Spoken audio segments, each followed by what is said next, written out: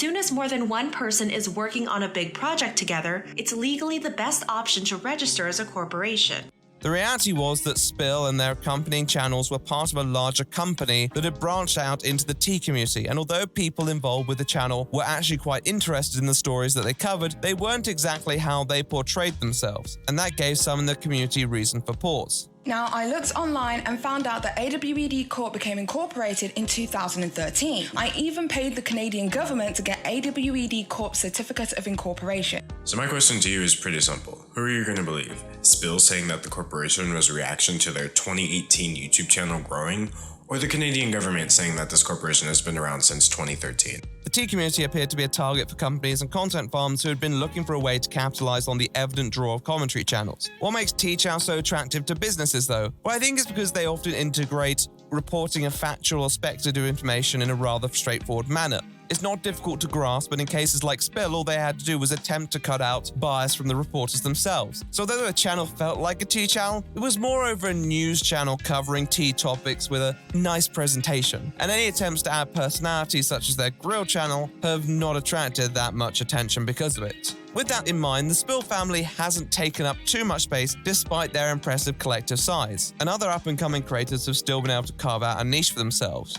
one of those being the subject of today, a channel by the name of Anna Oop.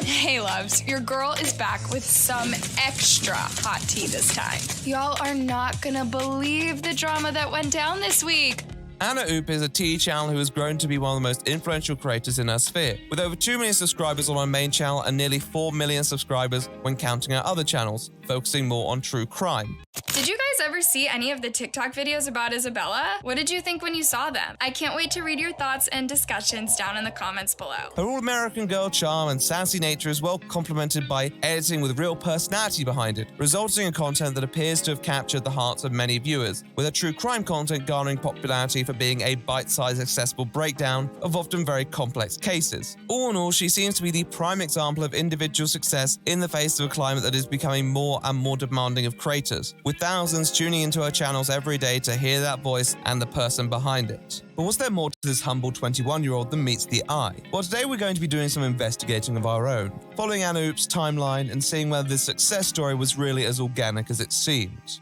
Ladies, gentlemen, and all other colors on the light spectrum, let's look into the mystery of inventing Anna Oop.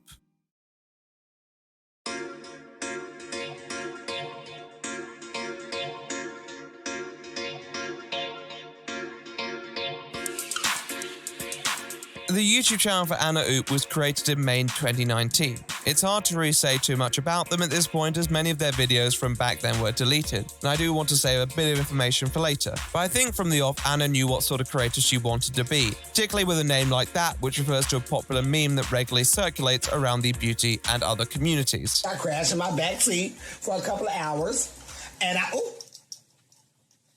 The video started off quite modestly with a style that was similar to many other tea channels at the time. Content that delivered information in a mostly verbally free text format over copyright-free soundtracks, being interspersed with the relevant clips to the discourse. The topics she chose were also those which were long established to have proven dividends for creators. These subjects mostly included large influencers and even celebrities such as Ariana Grande or Bretman Rock. Not all of these videos were necessarily unbiased or journalistic, some of them were heavily opinionated, such as her videos on Nikita Dragon.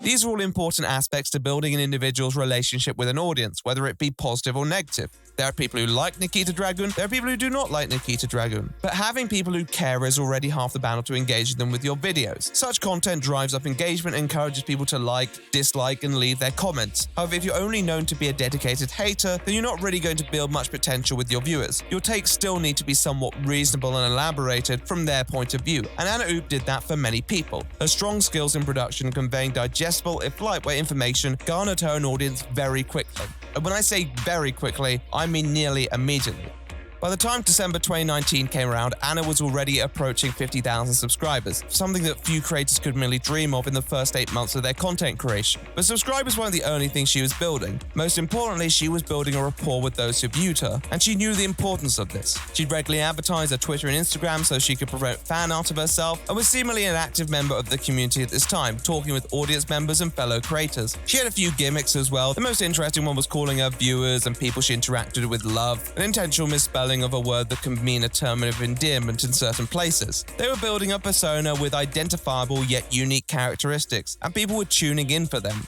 yet there was more work to be done.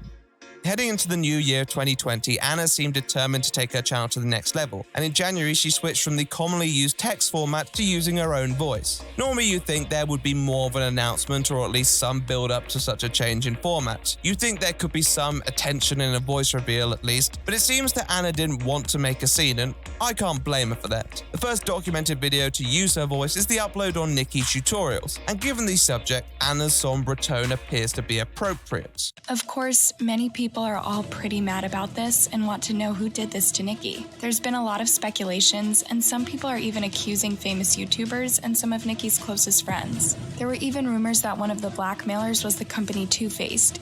who had previously manipulated Nikki into going into a deal with them where she lost millions. Although at first Anna Oop's delivery on subjects appears quite subdued, with each passing month she seemed to find more and more zest when covering these topics, gradually transforming into the more bold and brash character people are familiar with today. However, it wasn't just what was being said on YouTube that was important to Anna, and throughout the year she set about many ways that would familiarize the viewers with her as a person. Hi loves, your girl is back again. So today we're going to talk about Tana Mongeau's infamous reality TV show on MTV. And y'all, this show really ain't it. In spring 2020, Anna's existing Twitter account was deleted, seemingly suspended, and a number of videos were purged from her channel. The reason being somewhat unknown, as many of these videos weren't exactly poorly performing, but it seemed to work, as the summer of 2020 found Anna increasing her view and subscriber count at breakneck pace. However, she wasn't without her challenges. In May 2020, Anna's channel was demonetized by YouTube, who cited unoriginal content being the reason. Anna took to Twitter to dispute this, highlighting the amount of work that she puts into her channel. Given the amount of secondhand material used by T-channels, this isn't a rare occurrence, as YouTube often struggles to distinguish the two.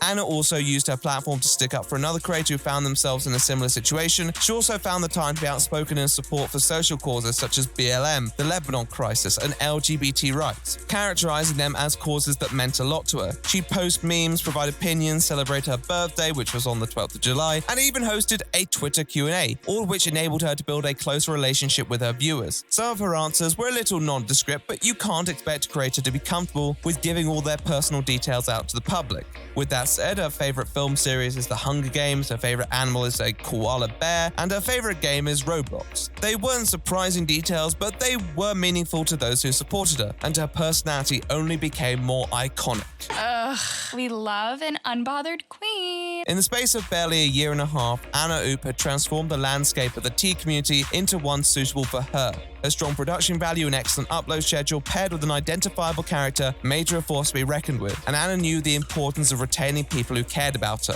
She wanted people to get to know her for who she was, and she wanted people to know her appreciation for them, even occasionally tweeting out love and gratitude to those who helped her find success in an often challenging industry. However, Anna was never one to rest on her laurels. In fact, her success had only made her more ambitious, and on the 3rd of December, she tweeted out that she was working on a new channel that she thought her viewers were going to love. What was Anna Oop cooking? Well, we were about to find out. Not every case is the same, and plenty of unsolved cases still desperately need to be solved.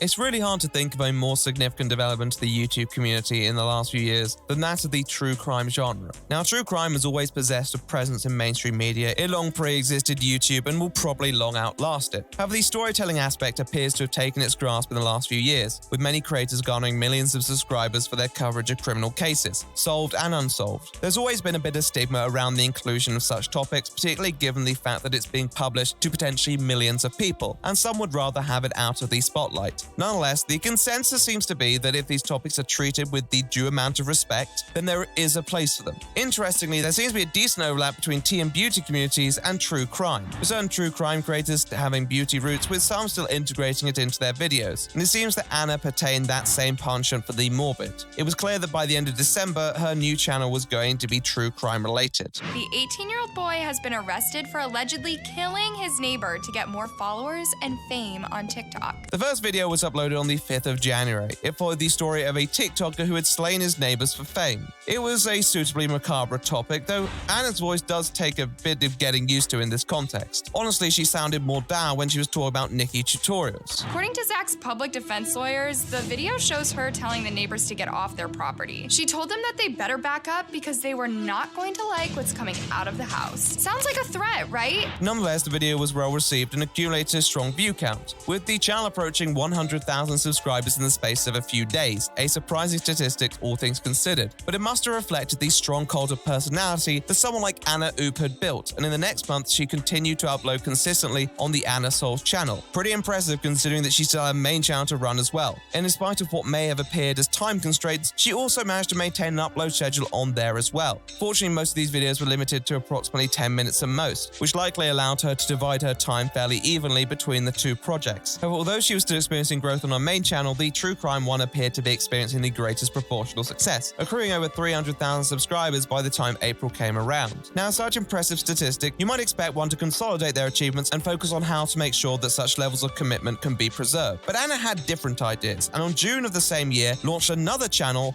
this one called Anna Horror Stories, which, as the name implies, comprises of Anna recounting the rather unnerving tales of others, though recently has pivoted towards more list-style content. Nonetheless, another channel? I mean, I respect the commitment to the grind, but it seems like a lot to keep at, though. To be fair, this channel's content didn't seem the highest effort either. The writing is someone else's and the footage is pretty standard. Anna may have just been looking to make a pretty penny. However, barely a couple weeks after the first upload on this channel, Anna was back on Twitter again, polling people for her next channel, asking what a good name would be, and quote tweeting another person saying that this would be looking more into the psychological side of criminal behavior. On the surface, it's not unfeasible, but it's certainly surprising given Anna has no apparent background in criminal psychology. She already has a true crime channel and more than enough on her plate to worry about. It seemed like a lot to be planning ahead for when she barely had any opportunity to gauge the amount of time she'd be able to bounce between her already active 3 channels and an additional 4th one. But maybe she really was just that inspired. However, this idea appeared to stagnate a little and developments over the coming months stalled, with a tweet at the start of September explaining that her lack of activity on social media was due to some personal stuff she'd been going through. And with all things considered, this was understandable. Her status as a large influencer had landed her in some drama. Probably the most notable example of this was her feud with that vegan teacher, a controversial figure whose promotion of veganism has been overshadowed by her altercations with other online figures and accompanying contentious remarks. Does this girl seem to you like she might be naturally intelligent, gorgeous, generous? Anna's responses weren't the most intellectual, sometimes merely consisting to the genius content of eating a burger, but that vegan teacher was an easy target, and it allowed Anna to repeatedly dunk on a person who'd already been widely lampooned by the internet. I just know that vegan teacher is probably reacting to this video by pausing it every second just to throw accusations about me saying that I'm this evil monster who hates animals and wants them killed. But girl, I don't want to pretend that I wouldn't die for a hot, juicy, big, steamy burger on a daily basis. If I found this drama interesting, I'd probably say more, but it at least established a more queen side to Anna Oop and persisted for the rest of the year. Although drama isn't known to be the most fun to be involved in, Anna seemed to capitalize on the opportunity to make sassy comments about all those who were hating on her, all while continuing to upload consistently on her channels and initiating work on other projects, including launching a Roblox channel which would allow audiences to game with her. Additionally, she finally launched the Anna Uncovered channel, the first video being uploaded at the end of November with a runtime of 18 minutes. While being interviewed by the authorities, police gradually became suspicious of Jennifer because the burglary seemed out of the ordinary. Why would the burglars take out 2 witnesses but decide to spare one who had clearly seen what they'd done? It made no sense whatsoever. However, the zenith of her online career appeared to be approaching in December of 2021. There had long been questions about the person behind Anna Oop's channel, and a face reveal had long long been sought after by the most dedicated viewers of her channel. Anna had teased this before, but with her hitting 2 million subscribers, it felt like a celebration was in order. Anna continued to drop a variety of hints and clues to all that would be revealed, seemingly with a song titled Face Reveal, which really could only imply one thing, especially given the teaser trailers that were posted by Anna herself. Finally, people would have a face to put to this commentator, and viewers were excited. And on the 3rd of December, the video for Face Reveal was uploaded, and people were in shock.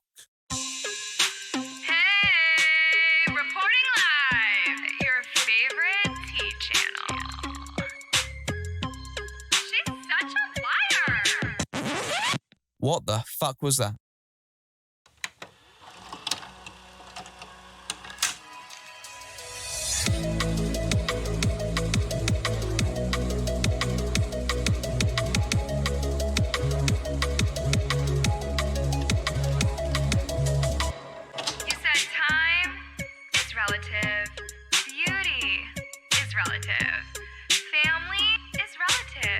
Let's be real. Bitch, you're just irrelevant. Anna Oop's Face Reveal contains a series of call-outs to other creators who she has previously clashed with and spoken about. But the only person really being the subject of any criticism during this video was her. Face Reveal was broadly ridiculed for its subpar production quality and delivery, but also for the simple fact that it did not contain a face reveal. In the video itself, Anna says she wishes she could, but clearly felt that it was not the appropriate time, and later expands on this on Twitter, saying that she was going to, but afraid that she would have to deal with too much negativity. And I understand, I suppose, but why would you make a video titled Face Reveal in the first place then, if the whole point of it was not to reveal your face? Well, Anna said she thought it was just going to be a fun little goof. It's hard to buy that someone as algorithmically adept as Anna would not know the implications of advertising a face reveal on an otherwise faceless channel. But maybe the stress from other drama had just impacted her judgment a little. And yet, a few days before this, she had just launched another channel? On top of this, y'all, Anna Oop is also known for her problematic personality. She's been in scandal after scandal, constantly getting into drama herself. I mean, I think it's about time we see Anna actually do a video on herself.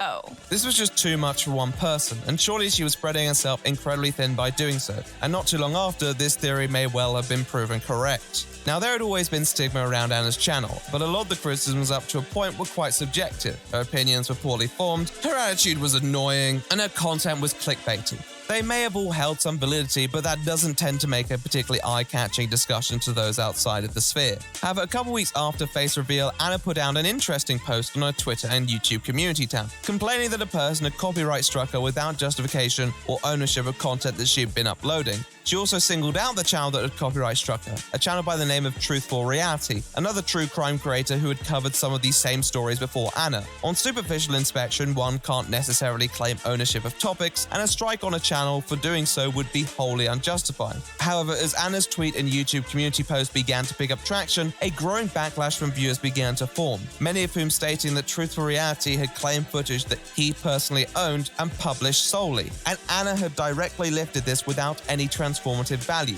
Not quite the story that Anna had told. Viewers also did not appreciate the fact that Anna had linked his channel, and although not accompanied by any direct call to action, the risk of harassment from an emotionally charged post like this was always present, with some even claiming that Anna had purposefully ignored any chance to peacefully resolve this matter privately, only now taking umbrage after actions were taken against her channel. I suppose it's in the nature of some more irreverent people in the community to behave this way, but this is Anna Solves, not Anna Oop, and many people who are part of these communities think that respect is an inherent part of creating content in this genre, but that appeared to be just the tip of the iceberg. Barely a few days before all of this, a post had gone up on Reddit entitled Anna Oop aka Anna Solves At It Again, which documented the alleged plagiarism from a YouTuber by the name of Mr. Ballum, a channel with millions of subscribers. It was clear that this video had been removed very promptly from Anna's channel following call-outs from commenters though, and any of its presence had been long erased. Additionally, barely a few days after the Anna Solves channel went live, a couple comments appeared on her Twitter requesting her to refrain from stealing content. That was in January, and now we were in December. It seems that rumors had been circulated spoken regarding stolen content on this channel for a while, but only seemed to surface when Anna herself decided to publicly attack another creator for what they perceived as an unjust copyright strike. I can't really comment on the legality of the copyright strike, as it can be a very grey area, but it definitely shone a light on what many perceive to be extensively lazy reporting from a creator who was not actually putting time into these cases that they deserved. Claims of plagiarism are not that common, particularly given that the cases themselves can be sourced from a lot of places, so this occurring twice in the span of a very short time was a red flag for some viewers. Some of the concerns appear to address the idea that Anna didn't pronounce the names of people involved correctly and regularly made errors in reporting information. This is all important in the narrative of stolen content, as a person who lifts content may not be familiar with the subject enough to possess this knowledge, and will therefore make errors in reporting the actual details, copying content without actually understanding the subtext. Today, we're going to talk about Nikocado Avocado disrespecting Veronica Vang. I had come across this a few times when researching a few of Anna Oop's main channel videos and tried not to pay too much mind to it, as I've made more than enough pronunciation and semantic errors in my time. But there was just still something strange about certain mistakes that struck me off as somebody supposedly so involved in the beauty community. Like, how could you spell Jacqueline that way when you've literally used the correct spelling in the title? It just didn't make sense. I'd read rumors that the reason for this was to drive up impressions by having people correct you in the comments. And although it's impossible to confirm, it's certainly something to consider with channels this supposedly deliberate, and particularly relevant with Anna's true crime channels, where such shortcomings could be perceived as seriously disrespectful. Given Anna Oop's upload schedule, it seems their final choice was to drop the matter entirely and just create more videos, which she did. In fact, approaching the end of 2022, between her now 5 channels, she was uploading nearly every day. The tweet regarding Truth for Reality was deleted, and no content that was subject to the copyright claims was ever restored to her channel. However, this situation did place a mark over the genuinity of her content, and made people wonder how much of her channel was original. After all, it wouldn't be the first time that this was called into question. Anna Oop's videos were well produced, they looked nice, they had eye-catching titles and thumbnails, and love her or hate her, Anna had a personality that provoked a response from audiences. She had a lot going for her. It wouldn't have taken that much to do just a bit more research to avoid errors and any risk of lifting other people's content. Yet all that was being put on the line for videos that Anna didn't need or have to create. It didn't make sense for a person to behave this way. It didn't make sense for a person to behave this way. Anna's face reveal may not have gone exactly as many would have expected it to, but by the end of 2021, many felt they had a better view of Anna Oop's face than they ever did before, with some wondering whether there even was a face in the first place. Well, it wasn't long before alternative theories began emerging, alongside some pretty damning evidence.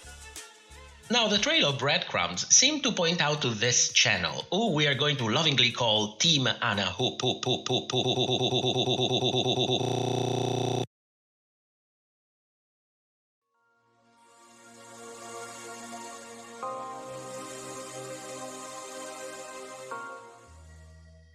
Now, there are always theories floating around surrounding the identity of Anna Oop. Not necessarily people wishing to have all her personal details, but people asking the question whether she really was a legitimate individual content creator. However, without real evidence proving one way or the other, all you could do was speculate. There are plenty of alternative explanations. Perhaps Anna just outsources a large amount of her work and enjoys a feeling of being super productive. It's not impossible. Outsourcing doesn't necessarily undermine the individuality of a channel as long as they still have a personal connection to what they do. Maybe Anna Oop just really likes money or algorithmic success. They may not be the most noble reasons, but that also wouldn't change her personal identity or connection to the channel. Anna had once claimed to have watched old videos critical of her, even showing one which outwardly shows a thumbnail claiming her channel was a company, so she must have been aware of these discussions.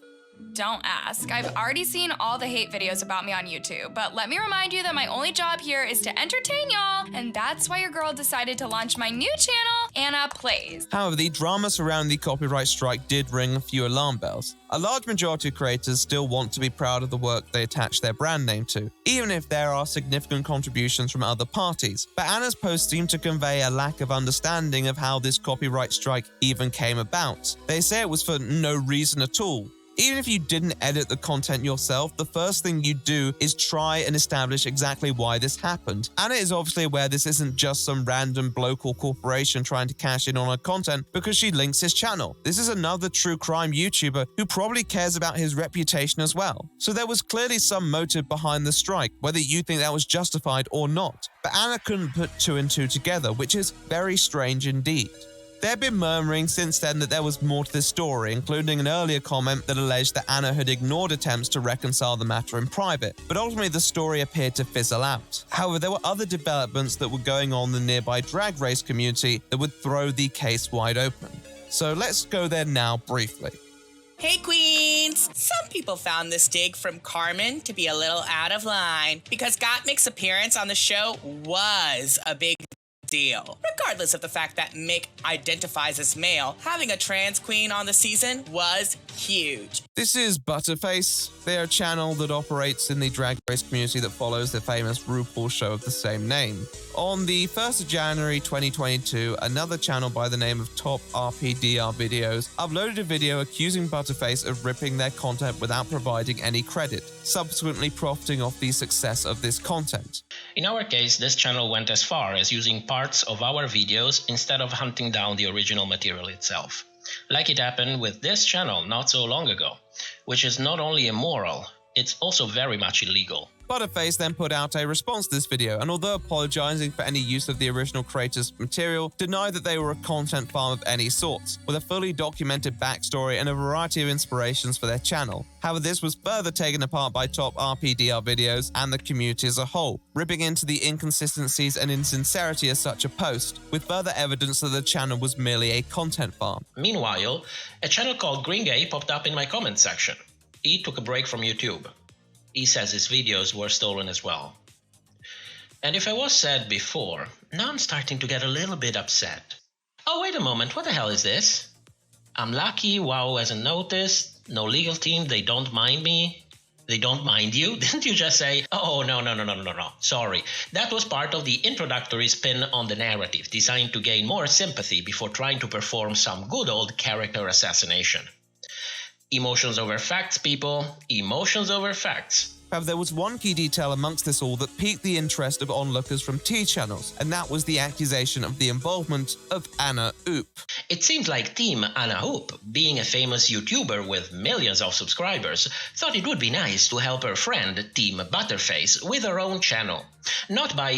inviting her on her channel, do collaboration, helping her develop her reputation and the connection with her viewership, like we've basically seen happening everywhere else on YouTube since its inception. No. She helped by designing her thumbnail. Yes, in Butterface's post, they credit a close friend for helping them get their channel off the ground. They don't say who, but Top RPDR Videos seems pretty certain that this special someone is Anna Oop. Although there is no solidified evidence to confirm this beyond a shadow of a doubt, it certainly planted a seed for people to start digging. And not too long after, another creator appeared on the scene, Paige Christie. Today, we are talking about another bustling content farm called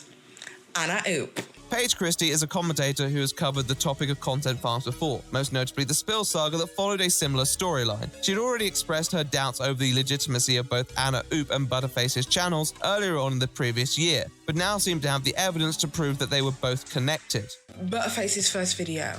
and underneath their first video, which is every single time Monet Exchange came for Tamisha Iman, which was posted on the 16th of June 2021, there was a comment left by Anna Oop, and the comment read as follows: "Hi guys, I see some of y'all are commenting that my friend is copying me. I love the art of drag, and so does my friend, and when they said they were interested in making a channel, I wanted to help out where I could, so I helped them with the thumbnail design, gave them some editing tips. Please, no hate to them. P.S. I love Butter. This video goes off." Butterface responded with, "Thank you, Queen. I probably should have mentioned somewhere that you gave me some tips. I completely understand everyone's concerns in the comments. Love you too." And this comment, can I just say, has since been deleted. The admission that the thumbnails were created at that point by Anna Oop was all I needed to then go and do some dirty investigation. This is pretty damning information, particularly when combined with the collective research prior. It proved that there was an undeniable connection between Butterface and Anna Oop,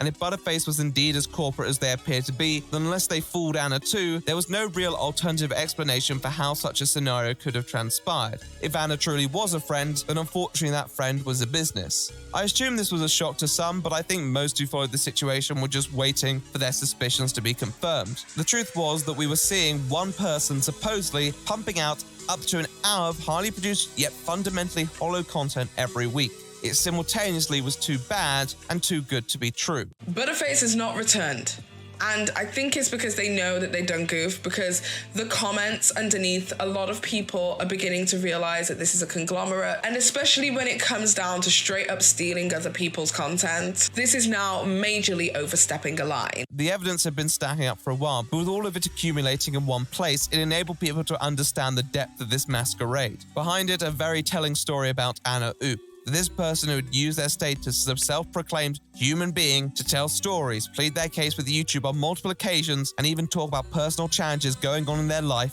was simply not a person at all. And there was no way that anyone involved had merely accidentally acted like an individual. This was a fully committed facade, filled to the brim with first-person pronouns. They knew what they were doing, and they were making a killing from it.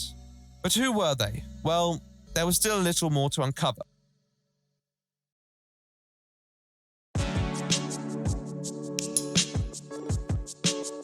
One channel that kept coming up when I would do a thumbnail search for thumbnails that look similar to it was a channel called Rumored. Then I went into Rumored's featured channels and I came across another channel called This Happened. As you can see, they all have the same thumbnail style. And then from This Happened, I went and checked out their featured channels tab, and would you look at it, there are some people there that we should recognize. One person called Anna Uncovered. In Paige's video, she showed that there appeared to be a nexus of channels connected to each other. Some of these were channels that did masquerade as individual creators, whereas others were presented under the more corporate pretense. However, on researching one of the channel's URLs, Paige found something else. Is that all of the rest of the channel did not have a customized HTML. So their YouTube HTML is youtube.com/c/Daniel O Games.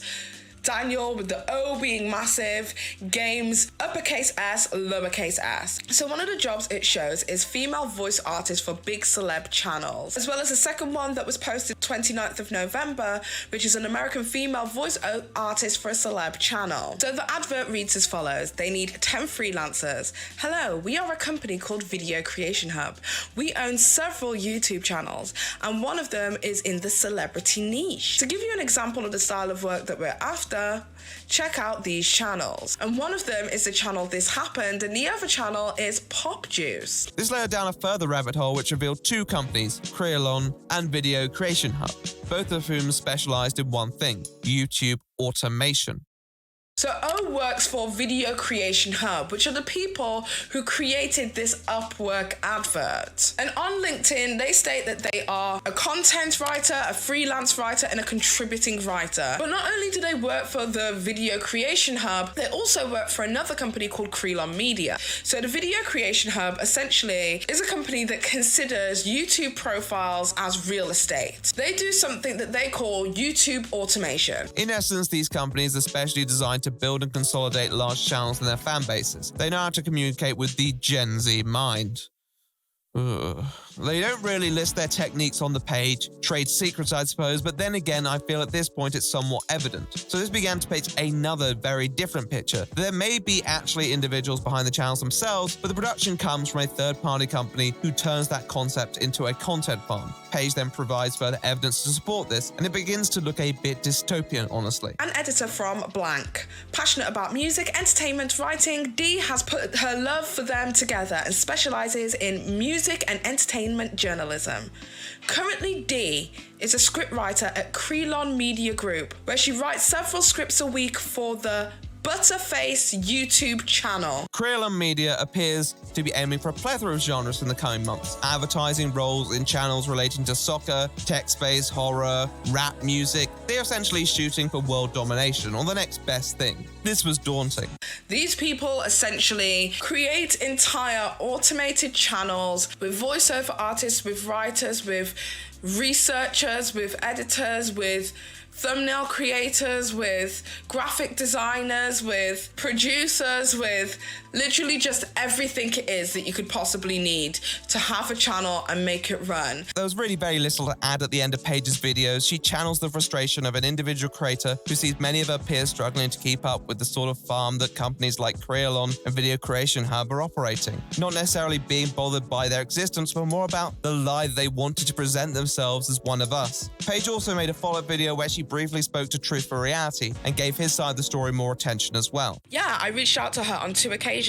I wasn't going to strike the videos, I just wanted her to credit my work. No response. So then they tried to threaten me through emails with a lawyer. The whole thing is a joke. It really wasn't that serious to me. So then I asked him if he had a copy of the email it was that he was sent by Anna Solves. And he basically said to me, he said that he doesn't have it and that the account that they emailed from tried to email him a PDF file. He says that those are often used for malicious attacks, so he blocked the account and erased the entire thread. So take that information whichever way you want to. I'm more inclined to believe this young man, only because it's not just him who's saying it. There are several people echoing the same sentiment, and several people who came over to my video unprovoked to tell me the exact same thing, that Anna Solves steals content from other content creators. This was arguably the most serious claim relating to the drama, and certainly asked more of the companies behind the channels. It also placed the ball firmly in the court of Anna Oop, Butterface, and the rest of the channel syndicate.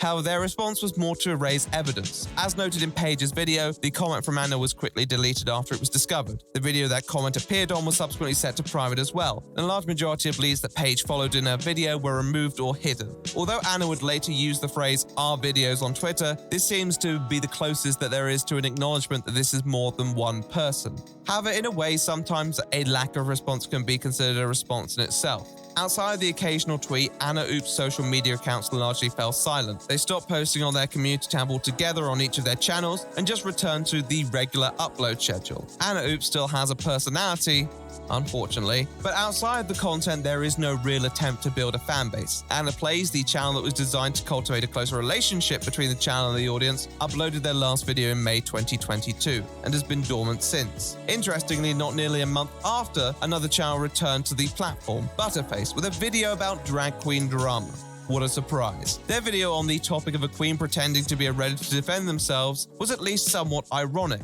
but the description was what was even more interesting. Here they drop the guise of being an individual person and admit that they are operated by a company and realize the ethical qualms of behaving in such a way. They want to do better and have since adapted a more corporate format to distinguish themselves from other individual creators.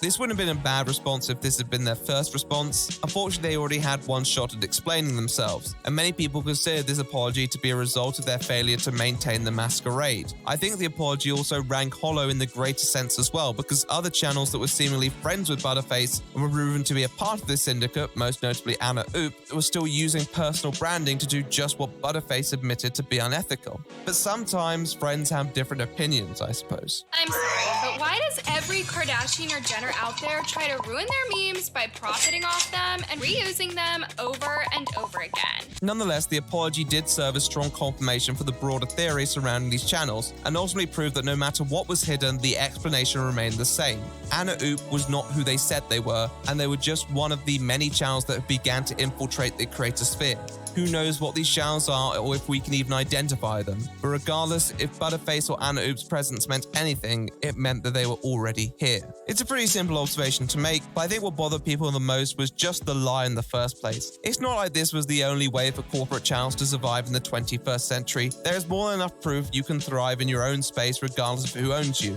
and there are more than enough successful channels to demonstrate that. They just wanted a piece of the pie, and it makes sense in a way. Personally fronted YouTube channels have far better audience retention. Compare a channel like Anna Oop with Pop Juice. Pop Juice presently has 129 million views with 220,000 subscribers. Anna Oop had 440,000 subscribers with half the amount of cumulative views. The whole reason retention is higher is because viewers think you're a real person, which might be considered a bit of a deal breaker when you're not. So, who is the real Anna Oop?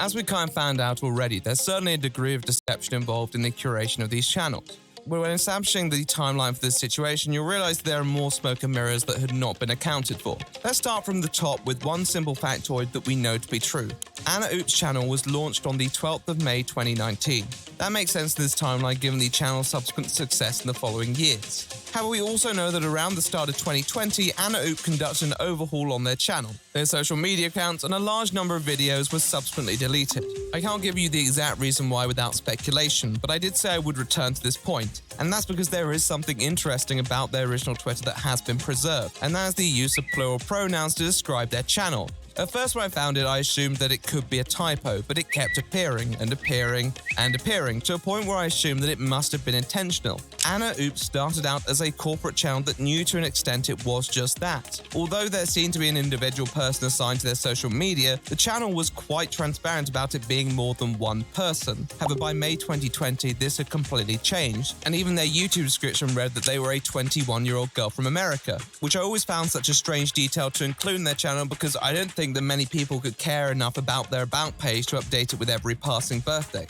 The switch to voiceovers at the start of the new year also changed the game with respect to how Anna operated. They moved towards this more personal bond with their audience and began to integrate things like birthdays, Q&As, things that would draw people in. It was the next step of the business model. This one didn't raise too many abject suspicions at the time because it seemed like a natural progression, revealing something personal about yourself. It all seemed fair and square. However, with the next step, the expansion, some more evidence of suspicious behavior emerges. So their YouTube HTML is youtube.com/c/Daniel O Games. Daniel with the O being massive, Games uppercase S, lowercase s. When watching Petty Page's video, I was surprised when she mentioned Pop Juice's URL, that being of Daniello Games. I struggled to really think what Daniello and his games had to do with a social media channel covering trending topics. But more interestingly, I'd noticed this when researching the Anna franchise earlier on the day. What do I mean by this?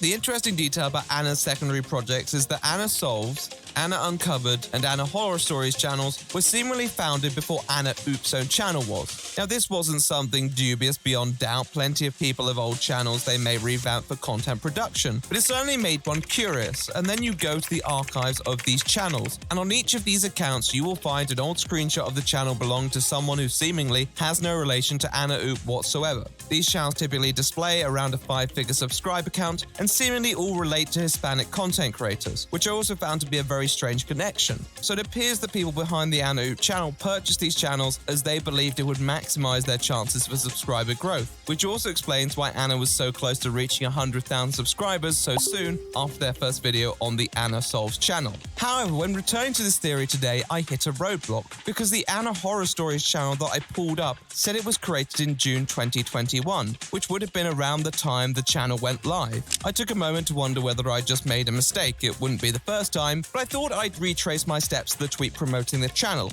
I followed the link on the tweets, and then it hit me. There are two different Anna Horror Stories channels. Has anyone ever noticed this? It appears the second Anna Horror Stories channel had picked up where the first one left off, stopping on the first channel in May and resuming on the second channel in June. My guess would be monetization issues as I didn't see any ads on the first channel, but it's still an utterly bizarre situation. Normally you'd expect Anna to take to Twitter, but there's just this strange period of radio silence, and no evidence that they ever attempted to have the lack of monetization on that channel changed, which is also surprising given they regularly complain to YouTube when they feel they've been maltreated. Perhaps this time they kind of knew what they were doing was wrong and didn't want to attract attention to it, but that's just a guess. Beyond the assumption these channels were bought, I mean, I doubt Anna was also a male Mexican gamer in their spare time, the Anna Horror Stories channel's URL was advertised at a forum a few weeks before the Anna Horror Stories channel was launched. The link speaks for itself. Now, on principle, I don't really mind people trading accounts. People can cultivate what they want and pass it on for all I care. However, buying accounts often does feed a very dangerous side of YouTube, the one where people hack accounts to sell.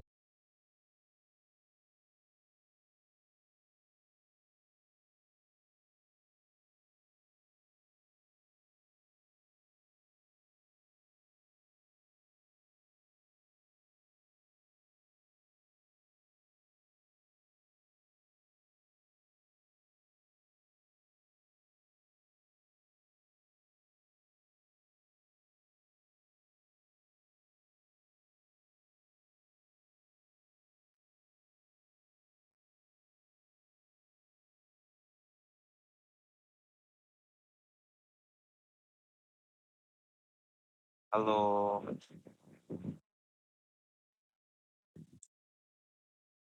Oh, sorry.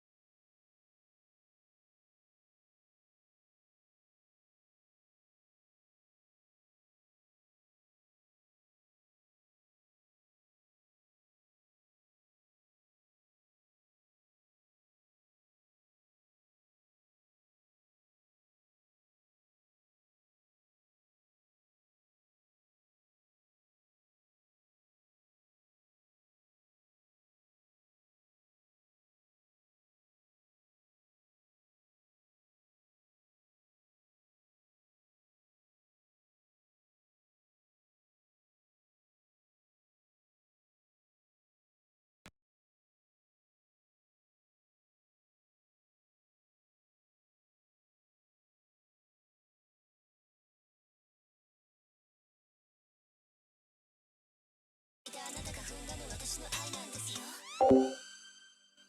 かしちゃうよこのままじゃ、好きだよっていうのも好きなのに、気持ちはアンコントロール、迷惑だってちょっとね、どうしてね、どうしてもういないのね。こんなことして好きだとか資格なんてないよね、パスだらけ。相手決めと文言多すぎてぺしゃんこね、どうしてね、どうして私はできないの。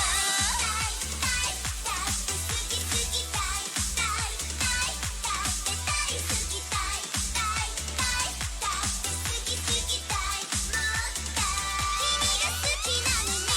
だって好き好きたいたいたい、だって大好きたいたいたい、だって好き好きたいもったい。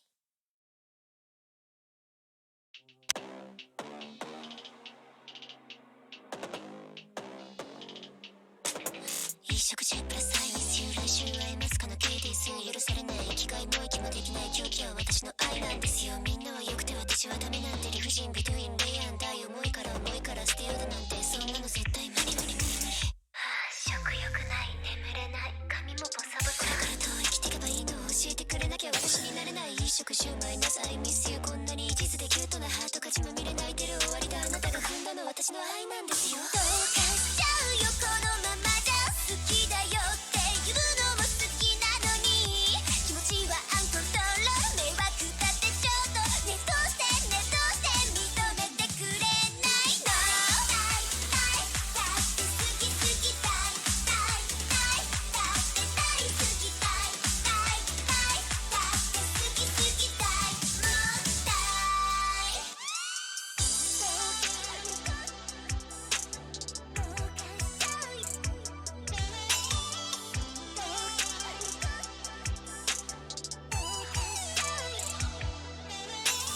君がいれば他の誰も私はいらない、君が笑えるならどんなこともやれるなんて思ったんだよ。息が詰まるほどに縛り上げた幸せはもうここにはないよ。また会えたなら君に何をどう言うだろう。一食中プラスアイミスユー、来週会えますかの K です。許されない生きがいも息もできない狂気は私の愛なんですよ。一食中マイナスアイミスユー、こんなに一途でキュートなハートが血まみれ泣いてる終わりだ、あなたが踏んだの私の愛なんですよ。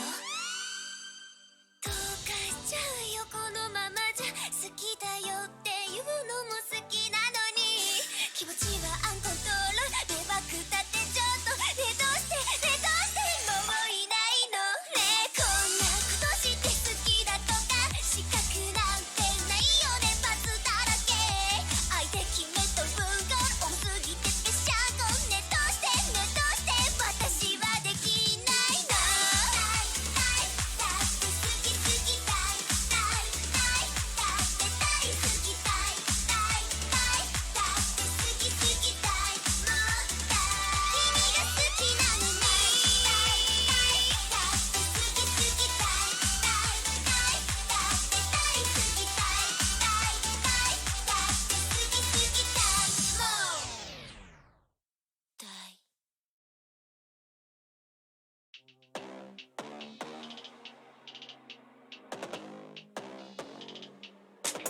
一食中プラスアイミスユー、来週会えますかの KTS、 許されない生きがいも息もできない狂気は私の愛なんですよ。みんなは良くて私はダメなんて、理不尽ビトゥインレイアンダイ、重いから捨てようだなんて、そんなの絶対無理無理無理無理。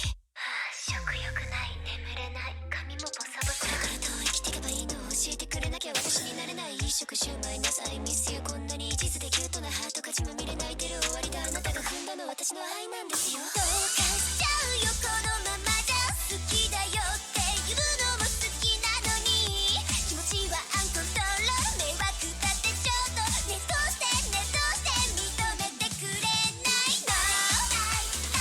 だって好き好きたいたいたい、だって大好きたいたいたい、だって好き好きたいもった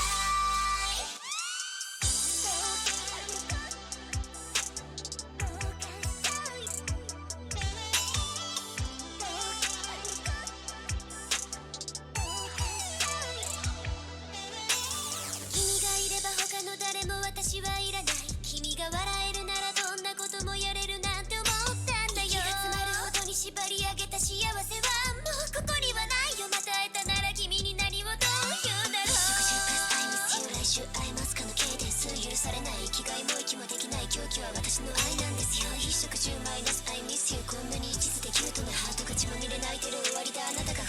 私の愛なんですよ。どうかしちゃうよこのままじゃ。好きだよっていうのも好きなのに、気持ちはアンコントロール。迷惑だってちょっとね、どうしてもういないのね。こんなことして好きだとか資格なんてないよね。バツだらけ相手決めと文言多すぎてぺしゃごね。どうして私はできないの。だって好きたいだって大好きたいだって好きたいもっと君が好きなのに。だって好きたいだって大好きたいもっと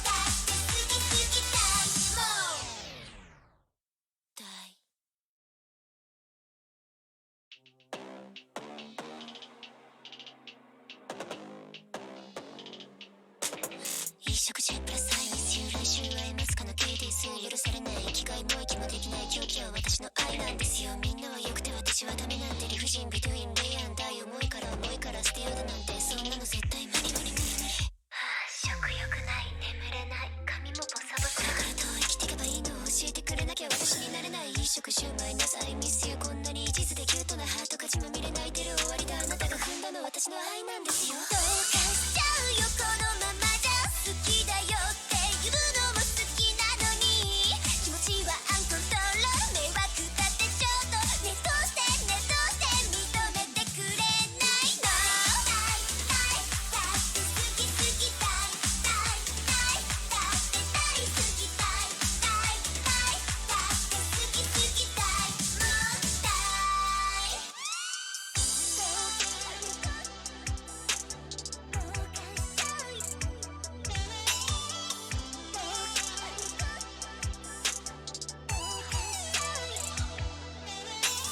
君がいれば他の誰も私はいらない。君が笑えるならどんなこともやれるなんて思ったんだよ。息が詰まるほどに縛り上げた幸せはもう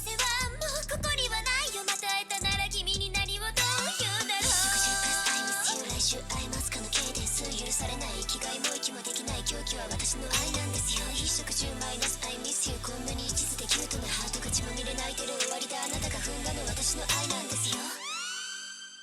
どうかしちゃうよこのままじゃ。好きだよっていうのも好きなのに、気持ちはアンコントロール。迷惑だってちょっとね、どうしてもういないのね。こんなことして好きだとか資格なんてないよね。バツだらけ相手決めと文言多すぎてぺしゃごね。どうして私はできないの。だって好きたいだって大好きたいだって好きたいもっと君が好きなのに。だって好きたいだって大好きたいだって好きたいもったい。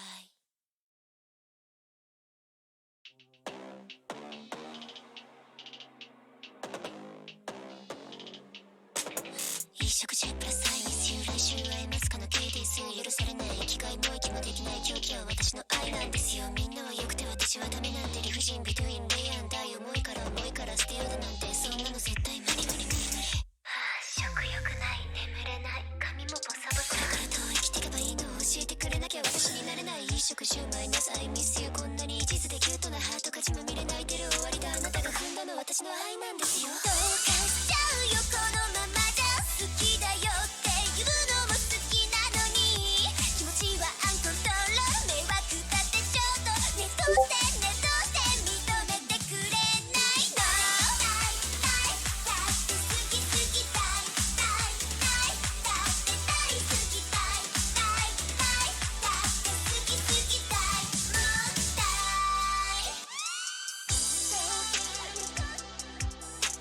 どうかしちゃうよ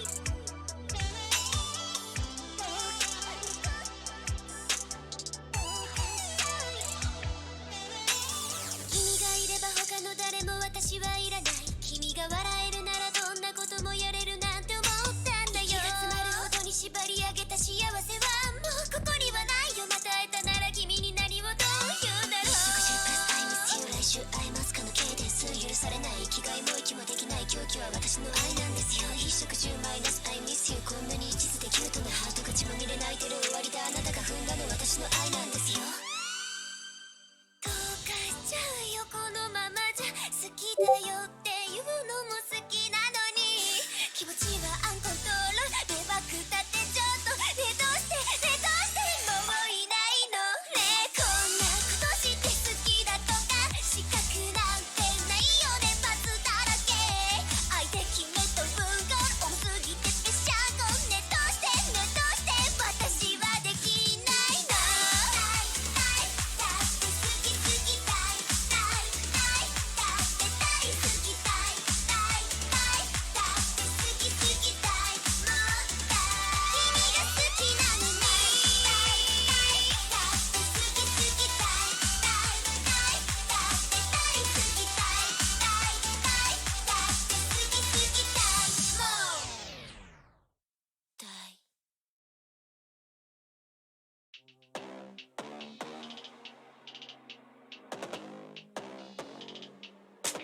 一食中プラスタイムズ来週会えますかの KDS 許されない生きがいも息もできない狂気は私の愛なんですよみんなは良くて私はダメなんて理不尽ビトゥインレイアンダイ重いから捨てようだなんてそんなの絶対無理無理無理無理食欲ない眠れない髪もボサボサこれからどう生きていけばいいの教えてくれなきゃ私になれない一食シュウマイナス I miss you こんなに一途でキュートなハートが血まみれ泣いてる終わりだあなたが踏んだの私の愛なんですよどうかしちゃうよこのままじゃ好きだよっていうのも好きなのに気持ちはアンコントロール迷惑だってちょっとねどうしてねどうして認めてくれないのだって好き好きだいだって大好きだいだって好き好きだいもうだい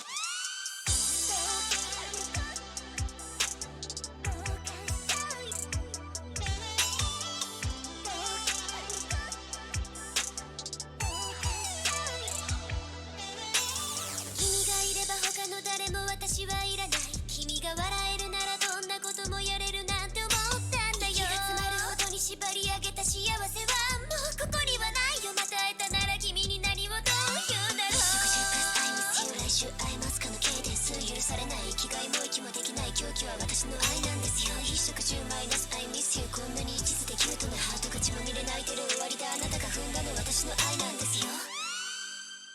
どうかしちゃうよこのままじゃ好きだよっていうのも好きなのに気持ちはアンコントロール迷惑だってちょっとねどうしてねどうしてもういないのねこんなことして好きだとか資格なんてないよねパスだらけ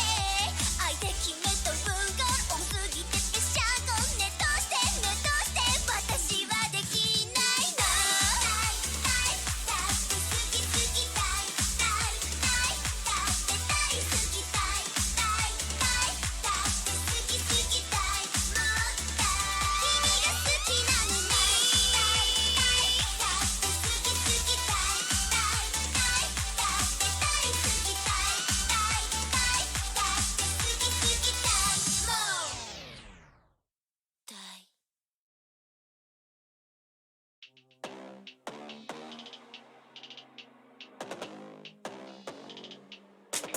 一食中プラス I miss you 来週会えますかの KDS 許されない生きがいも息もできない狂気は私の愛なんですよみんなは良くて私はダメなんて理不尽ビトゥインレイアンダイ重いか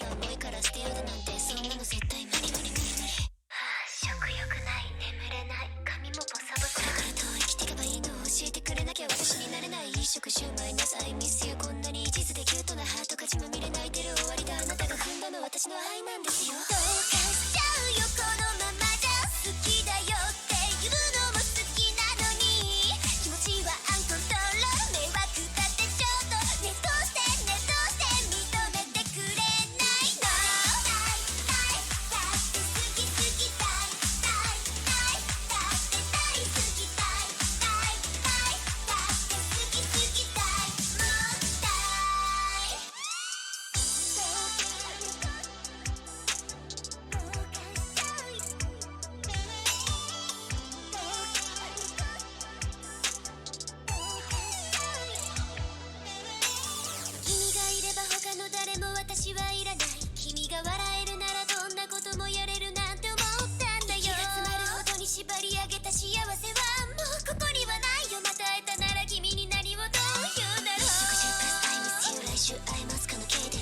されない生きがいも息もできない狂気は私の愛なんですよ。一食10マイナス I miss you こんなに一途でキュートなハートが血まみれ泣いてる終わりであなたが踏んだの私の愛なんですよ。どうかしちゃうよこのままじゃ好きだよっていうのも好きなのに気持ちはアンコントロール迷惑だってちょっとねどうしてもういないのねこんなことして好きだとか資格なんてないよね罰だらけ相手決めと文言多すぎてぺしゃごねどうして私はできないの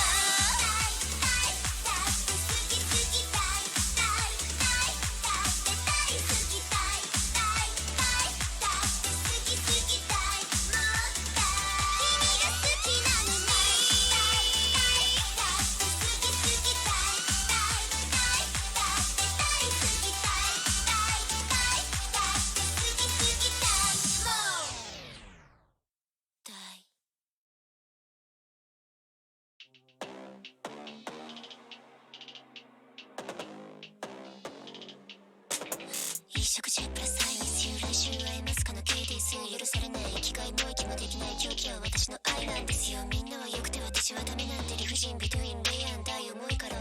捨てようだなんてそんなの絶対無理食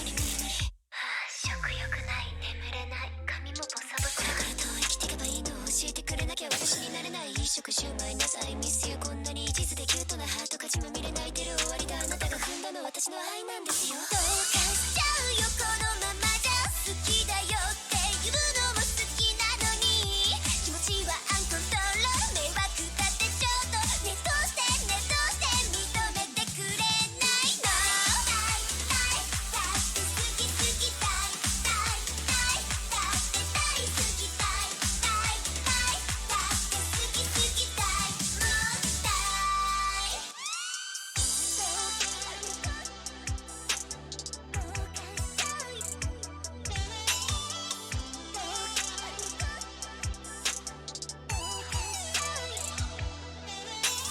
君がいれば他の誰も私はいらない君が笑えるならどんなこともやれるなんて思ったんだよ息が詰まるほどに縛り上げた幸せはもうここにはないよまた会えたなら君に何をどう言うだろう一食10プラス I miss you 来週会えますかの K です許されない生きがいも息もできない狂気は私の愛なんですよ。一食10マイナス I miss you こんなに一途でキュートなハートが血まみれ泣いてる終わりであなたが踏んだの私の愛なんですよ。どうかしちゃうよこのままじゃ好きだよっていうのも好きなのに気持ちはアンコントロール迷惑だってちょっとねどうしてもういないのねこんなことして好きだとか資格なんてないよね罰だらけ相手決めと文言多すぎてぺしゃごねどうして私はできないの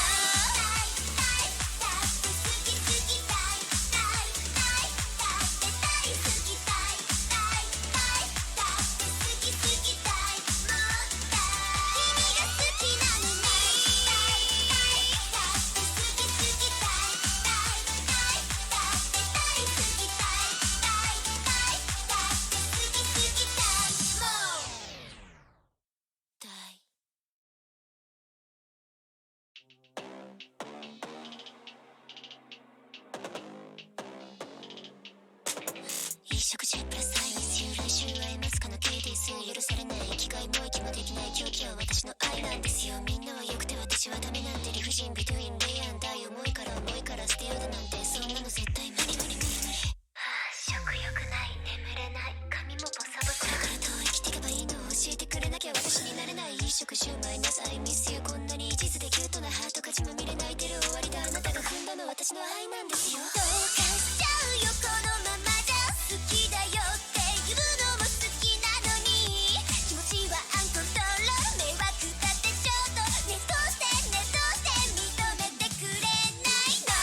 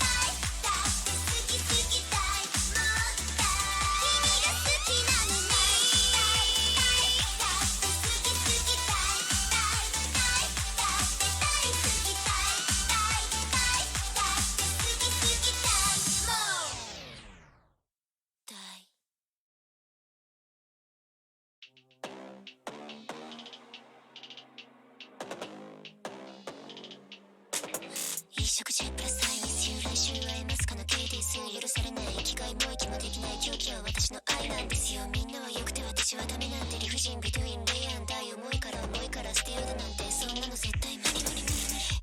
食欲ない眠れない髪もボサボサだからどう生きていけばいいの教えてくれなきゃ私になれない。一食シューマイナスアイミスユーこんなに一途でキュートなハート勝ちまみれ泣いてる終わりだあなたが踏んだの私の愛なんですよ。どうかしちゃうよこのままじゃ好きだよって言うのも好きなのに気持ちはアンコントロール迷惑だってちょっとねどうして認めてくれないの。だって好き好きだって大好きだって好き好きだもったい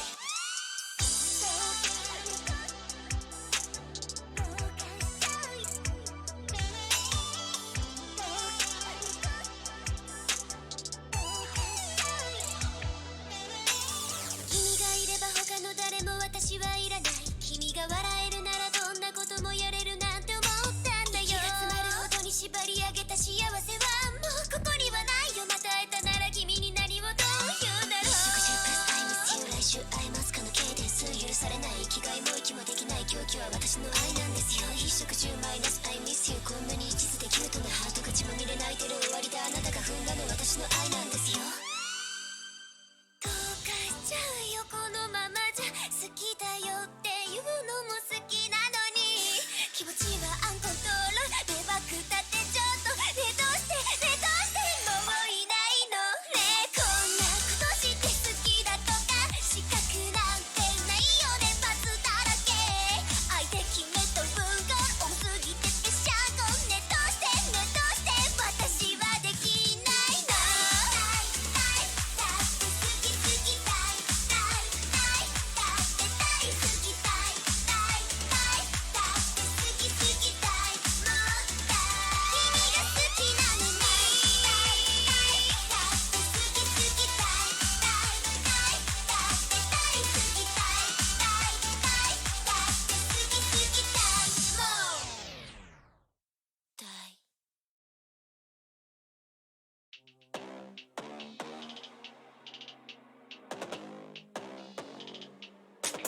一食中プラスアイミスユー来週会えますかの KD 許されない生きがいも息もできない狂気は私の愛なんですよ。みんなは良くて私はダメなんて理不尽ビトゥインレイアンダイ重いから捨てようだなんてそんなの絶対無理無理無理無理。食欲ない眠れない髪もボサボサだからどう生きていけばいいの教えてくれなきゃ私になれない。一食シューマイナスアイミスユーこんなに一途でキュートなハートが血まみれ泣いてる終わりだあなたが踏んだの私の愛なんですよ。どうかしちゃうよこのままじゃ好きだよって言うのも好きなのに気持ちはアンコントロール迷惑だってちょっとねどうして認めてくれないの。だって好き好きだって大好きだって好き好きだもったい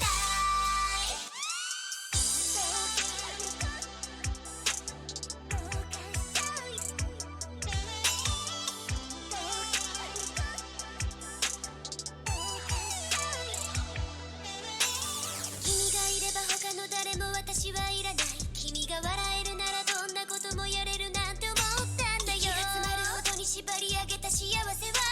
ここにはないよ。また会えたなら君に何をどう言うだろう。食中プラスアイミスユー来週会えますかの K です許されない生きがいも息もできない狂気は私の愛なんですよ。一食中マイナスアイミスユーこんなに一途でキュートなハートが血まみれ泣いてる終わりだあなたが踏んだの私の愛なんですよ。どうかしちゃうよこのままじゃ好きだよって言うのも好きなのに気持ちはアンコントロール迷惑だってちょっとねどうしてもういないのね。こんなことして好きだとか資格なんてないよねパスだらけ相手決めと文言多すぎてぺしゃこねどうして私はできないの。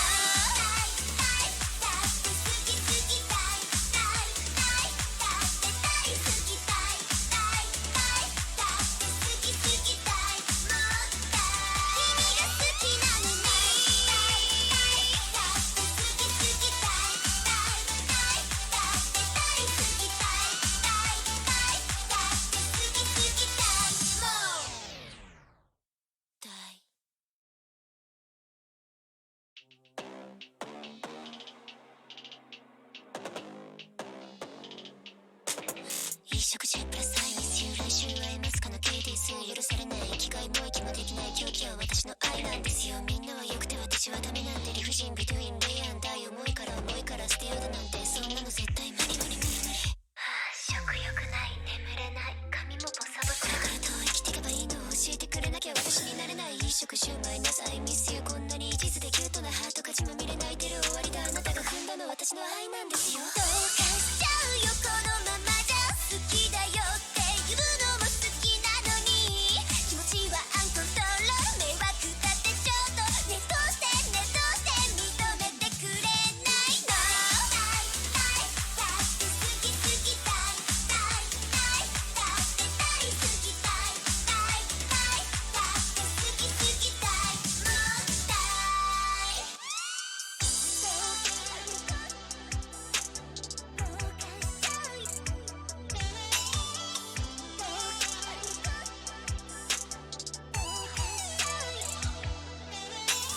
君がいれば他の誰も私はいらない君が笑えるならどんなこともやれるなんて思ったんだよ息が詰まるほどに縛り上げた幸せはもうここにはないよまた会えたなら君に何をどう言うだろう食中プラス愛ミスユー来週会えますかの K です許されない生きがいも息もできない狂気は私の愛なんですよ一食中マイナスアイミスユーこんなに一途でキュートなハートが血まみれ泣いてる終わりだあなたが踏んだの私の愛なんですよどうかしちゃうよこのままじゃ好きだよって言うのも好きなのに気持ちはアンコントロール迷惑だってちょっとねどうしてもういないのねこんなことして好きだとか資格なんてないよねバツだらけ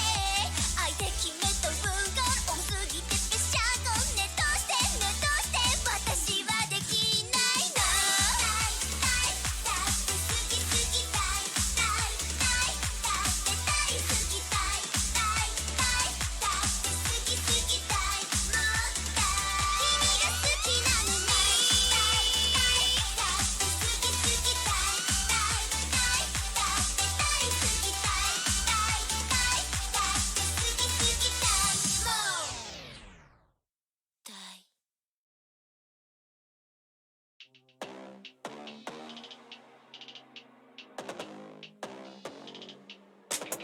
一食中プラスアイミスユー来週会えますかの KTS 許されない生きがいも息もできない狂気は私の愛なんですよみんなは良くて私はダメなんて理不尽ビトゥインレイアンダイ重いから捨てようだなんてそんなの絶対無理無理無理無理食欲ない眠れない髪もボサボサだからどう生きてけばいいの教えてくれなきゃ私になれない一食シュウマイナスアイミスユーこんなに一途でキュートなハート勝ちまみれ泣いてる終わりだあなたが踏んだの私の愛なんですよどうかしちゃうよこのままじゃ好きだよって言うのも好きなのに気持ちはアンコントロール迷惑だってちょっとねどうして認めてくれないのだって好き好きだって大好きだって好き好きだもったい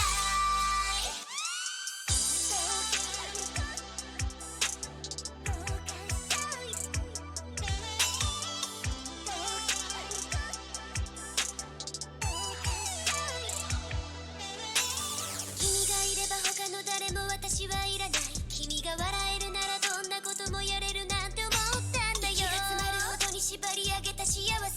うここにはないよまた会えたなら君に何をどう言うだろう食中プラスアイミスユー来週会えますかの K です許されない生きがいも息もできない狂気は私の愛なんですよ一食中マイナスアイミスユーこんなに一途でキュートなハートが血まみれ泣いてる終わりだあなたが踏んだの私の愛なんですよどうかしちゃうよこのままじゃ好きだよって言うのも好きなのに気持ちはアンコントロール迷惑だってちょっとねどうしてもういないのねこんなことして好きだとか資格なんてないよねバツだらけ相手決めと文言多すぎてぺしゃこねどうして私はできないのだって好き好きだって大好きだって好き好きだ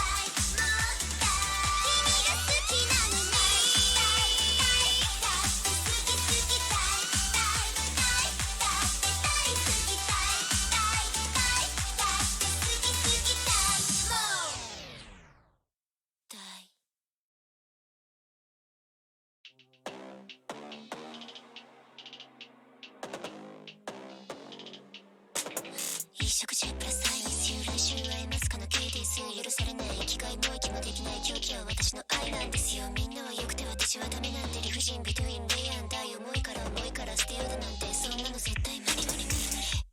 食欲ない眠れない髪もボサボサだからどう生きていけばいいの教えてくれなきゃ私になれない。一食10マイナスアイミスユーこんなに一途でキュートなハート勝ちまみれ泣いてる終わりだ。あなたが踏んだの私の愛なんですよ。どうかしちゃうよこのままじゃ好きだよって言うのも好きなのに気持ちはアンコントロール迷惑だってちょっとねどうして認めてくれないの。だって好き好きだって大好きだって好き好きだもったい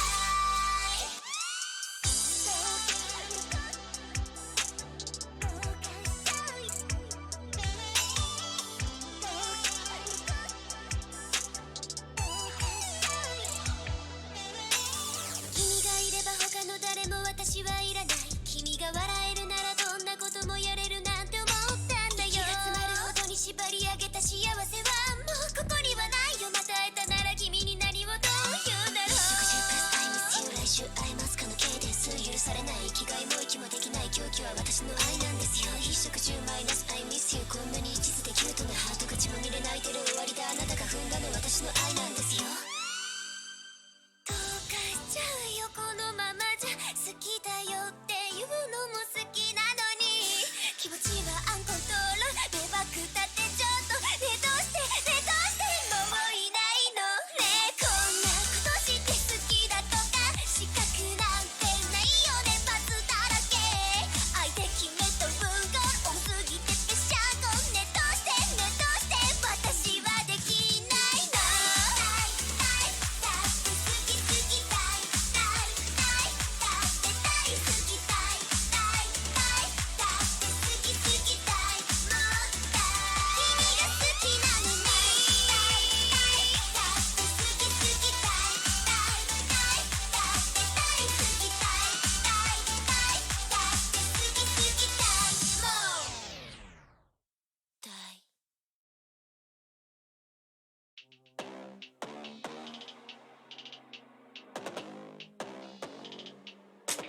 一食中プラスアイミスユー来週会えますかの KD 許されない生きがいも息もできない狂気は私の愛なんですよ。みんなは良くて私はダメなんて理不尽ビトゥインレイアンダイ重いから捨てようだなんてそんなの絶対無理無理無理無理。食欲ない眠れない髪もボサボサだからどう生きていけばいいの教えてくれなきゃ私になれない。一食10マイナスアイミスユーこんなに一途でキュートなハートが血まみれ泣いてる終わりだ。あなたが踏んだの私の愛なんですよ。どうかしちゃうよこのままじゃ好きだよって言うのも好きなのに気持ちはアンコントロール迷惑だってちょっとねどうして認めてくれないの。だって好き好きだって大好きだって好き好きだもったい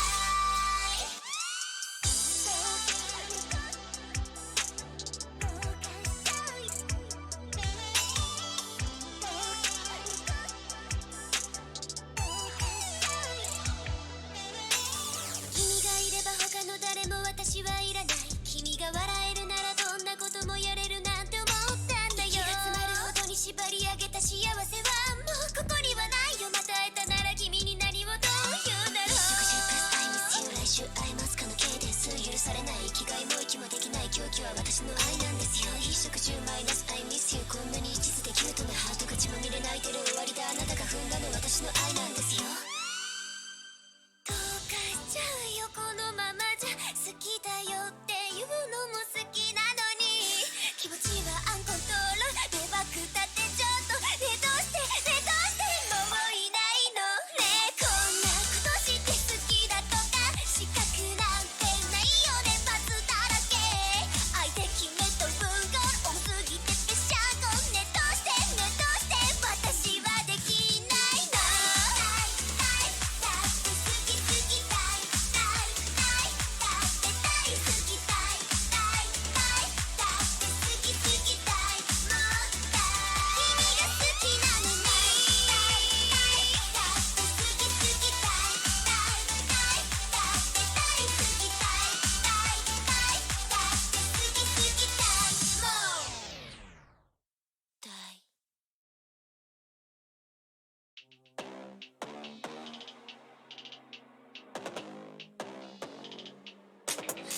食中プラス愛ミスユー来週会えますかの KTS 許されない生きがいも息もできない狂気は私の愛なんですよ。みんなは良くて私はダメなんて理不尽ビトゥインレイアン大重いから捨てようだなんてそんなの絶対無理無理無理無理。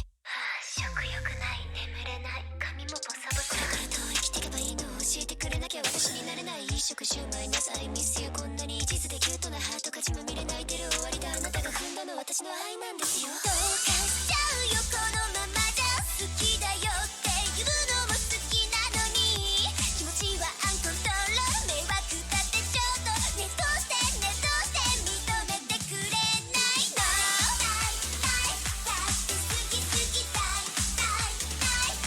て大好きだって好き好きだもったい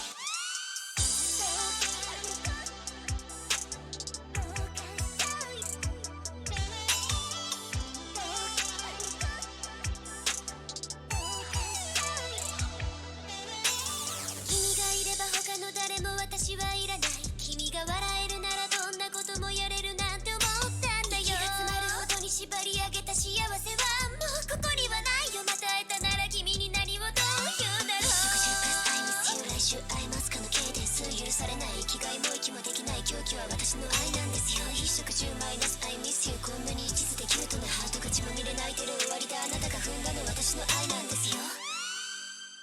どうかしちゃうよこのままじゃ好きだよって言うのも好きなのに気持ちはアンコントロール迷惑だってちょっとねどうしてもういないのね。こんなことして好きだとか資格なんてないよねバツだらけ相手決めと文言多すぎてぺしゃごねどうして私はできないの。だって好き好きだって大好きだだって好き好きだもったい君が好きなのにだって好き好きだだって大好きだだって好き好きだもったい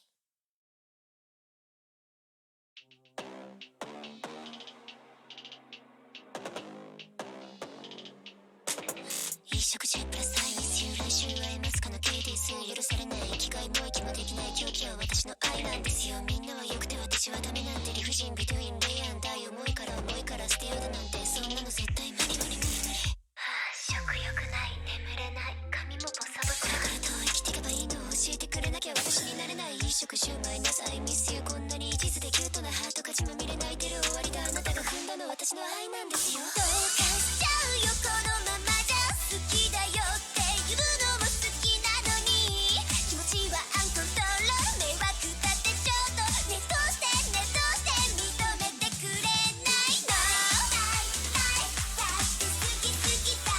だって大好きだだって好き好きだもったい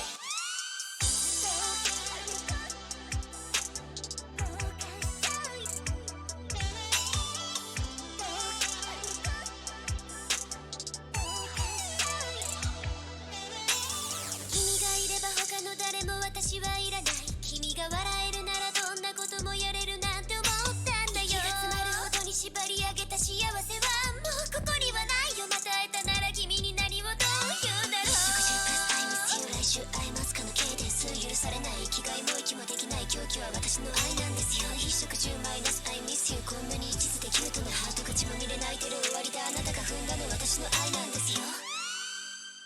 どうかしちゃうよこのままじゃ好きだよって言うのも好きなのに気持ちはアンコントロール迷惑だってちょっとねどうしてもういないのね。こんなことして好きだとか資格なんてないよねバツだらけ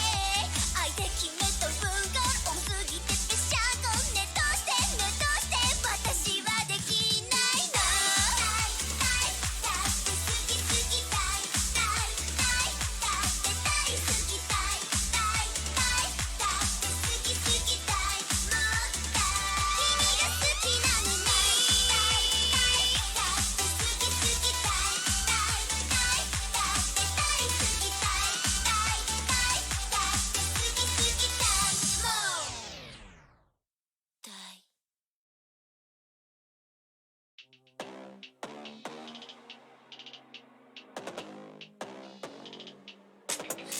食中プラスアイミスユー来週会えますかの KD 許されない生きがいも息もできない狂気は私の愛なんですよ。みんなは良くて私はダメなんて理不尽ビトゥインレイアンダイ重いから捨てようだなんてそんなの絶対無理無理無理無理。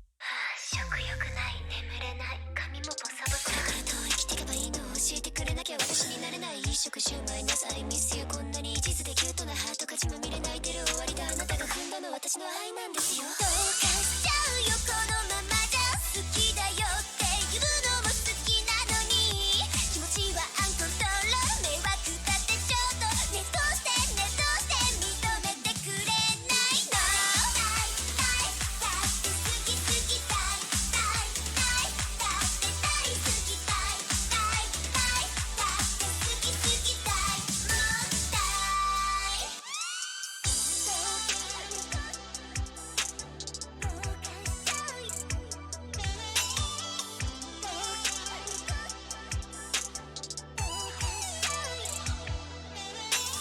君がいれば他の誰も私はいらない。君が笑えるならどんなこともやれるなんて思ったんだよ。息が詰まるほどに縛り上げた幸せはもうここにはないよ。また会えたなら君に何をどう言うだろう。食中プラスアイミスユー来週会えますかの K です許されない生きがいも息もできない狂気は私の愛なんですよ。一食中マイナスアイミスユーこんなに一途でキュートなハートが血まみれ泣いてる終わりだあなたが踏んだの私の愛なんですよ。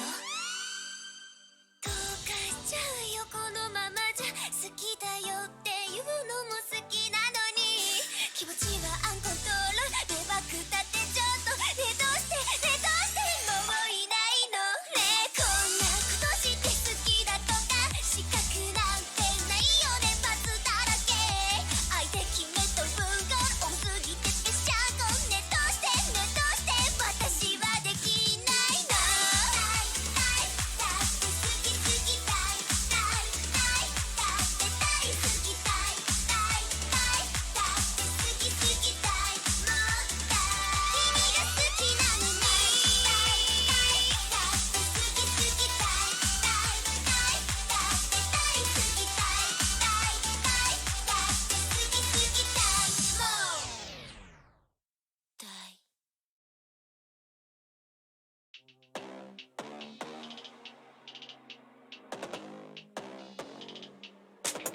一食中プラスアイミスユー来週会えますかの KD 許されない生きがいも息もできない狂気は私の愛なんですよ。みんなは良くて私はダメなんて理不尽ビトゥインレイアンダイ重いから捨てようだなんてそんなの絶対無理無理無理無理。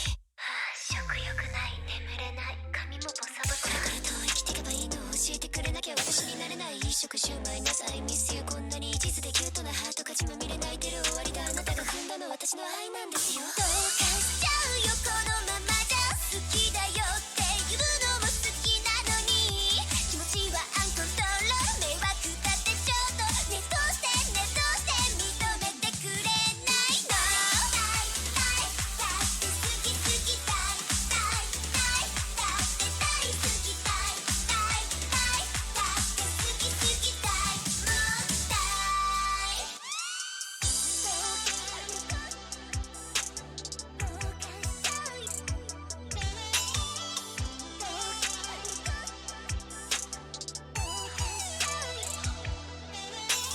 君がいれば他の誰も私はいらない。君が笑えるならどんなこともやれるなんて思ったんだよ。息が詰まるほどに縛り上げた幸せはもうここにはないよ。また会えたなら君に何をどう言うだろう。食中プラスアイミスユー来週会えますかの K です許されない生きがいも息もできない狂気は私の愛なんですよ。一食中マイナスアイミスユーこんなに一途でキュートなハートが血まみれ泣いてる終わりだあなたが踏んだの私の愛なんですよ。どうかしちゃうよこのままじゃ好きだよって言うのも好きなのに気持ちはアンコントロール迷惑だってちょっとねどうしてもういないのね。こんなことして好きだとか資格なんてないよねパスだらけ相手決めと文言多すぎてぺしゃこねどうして私はできないの。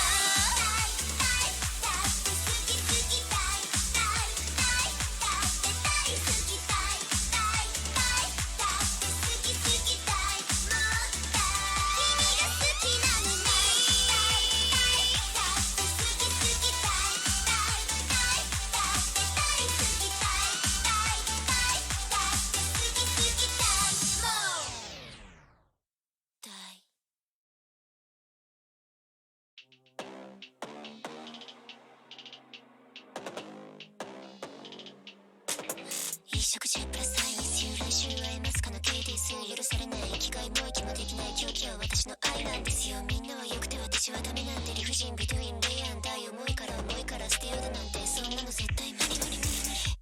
食欲ない眠れない髪もボサボサだからどう生きてけばいいの教えてくれなきゃ私になれない一食10マイナス I miss you こんなに一途でキュートなハート勝ちまみれ泣いてる終わりだあなたが踏んだの私の愛なんですよ。どうかしちゃうよこのままじゃ好きだよって言うのも好きなのに気持ちはアンコントロール迷惑だってちょっとねどうしてねどうして認めてくれないの。だって好き好きだいだって大好きだいだって好き好きだいもったい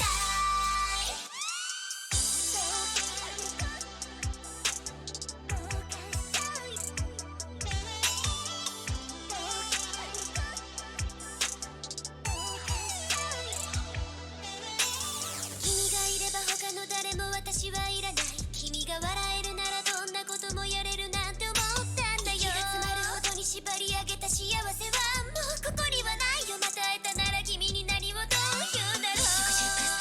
来週会えますかの刑です許されない生きがいも息もできない狂気は私の愛なんですよ。一食10マイナス I miss you こんなに一途でキュートなハートが血まみれ泣いてる終わりだあなたが踏んだの私の愛なんですよ。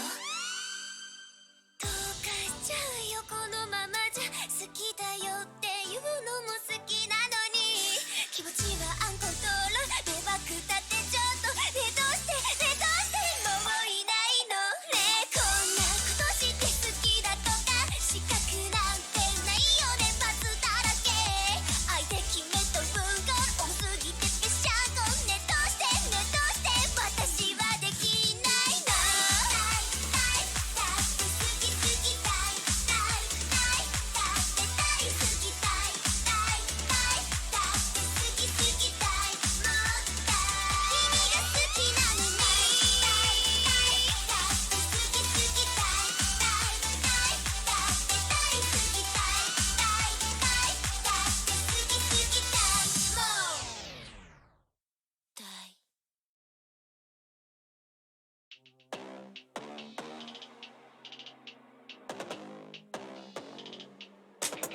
一食10プラス I miss you 来週会えますかの刑です許されない生きがいも息もできない狂気は私の愛なんですよ。みんなは良くて私はダメなんて理不尽ビトゥインレイアン大重いから重いから捨てようだなんてそんなの絶対無理無理無理無理。食欲ない眠れない髪もボサボサだからどう生きてけばいいの教えてくれなきゃ私になれない一食10マイナス I miss you こんなに一途でキュートなハートが血まみれ泣いてる終わりだあなたが踏んだの私の愛なんですよ。どうかしちゃうよこのままじゃ好きだよって言うのも好きなのに気持ちはアンコントロール迷惑だってちょっとねどうしてねどうして認めてくれないの。だって好き好きだいだって大好きだいだって好き好きだいもったい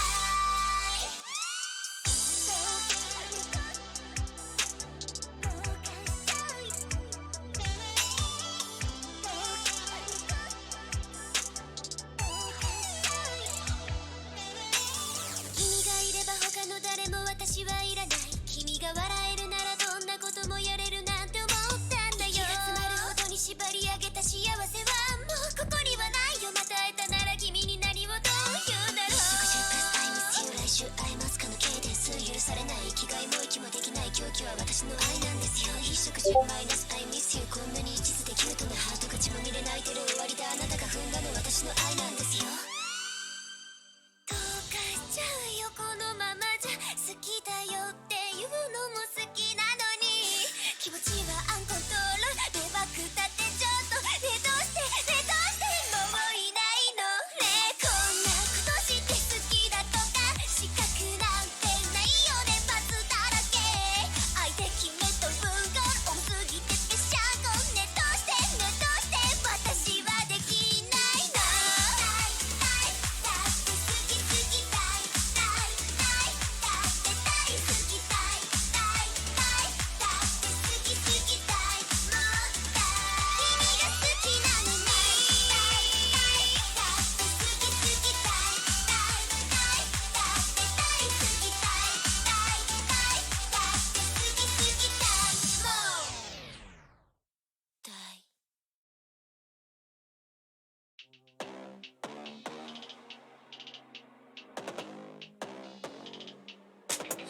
食中プラスアイミスユー来週会えますかの KDS 許されない生きがいも息もできない狂気は私の愛なんですよ。みんなは良くて私はダメなんて理不尽ビトゥインレイアンダイ重いから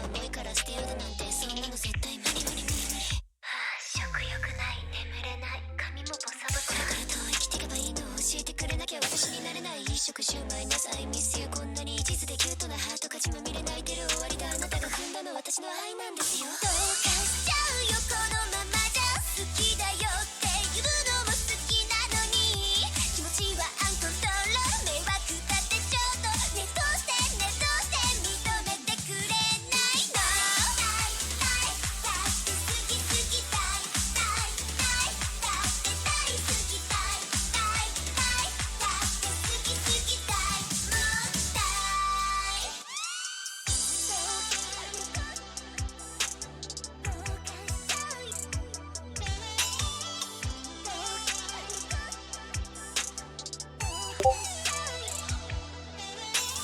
君がいれば他の誰も私はいらない。君が笑えるならどんなこともやれるなんて思ったんだよ。息が詰まるほどに縛り上げた幸せはもうここにはないよ。また会えたなら君に何をどう言うだろう。一食中プラスアイミスユー来週会えますかの K です許されない生きがいも息もできない狂気は私の愛なんですよ。一食中マイナスアイミスユーこんなに一途でキュートなハートが血まみれ泣いてる終わりだあなたが踏んだの私の愛なんですよ。どうかしちゃうよこのままじゃ好きだよって言うのも好きなのに気持ちはアンコントロール迷惑だってちょっとねどうしてもういないのね。こんなことして好きだとか資格なんてないよねバツだらけ相手決めと文言多すぎてぺしゃんこねどうして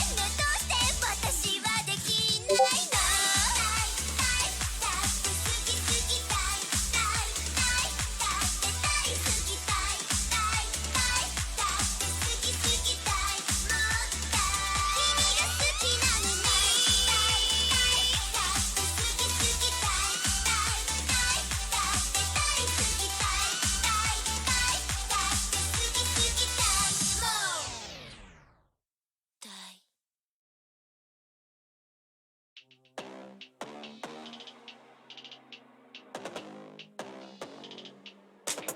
一食中プラスアイミスユー来週会えますかの KDS 許されない生きがいも息もできない狂気は私の愛なんですよ。みんなは良くて私はダメなんて理不尽ビトゥインレイアンダイ重いから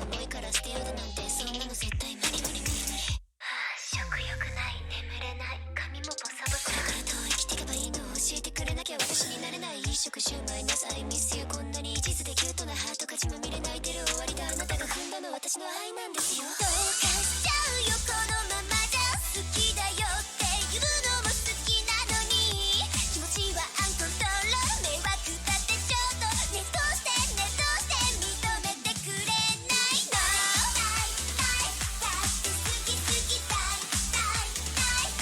て大好きだって好き好きだもったい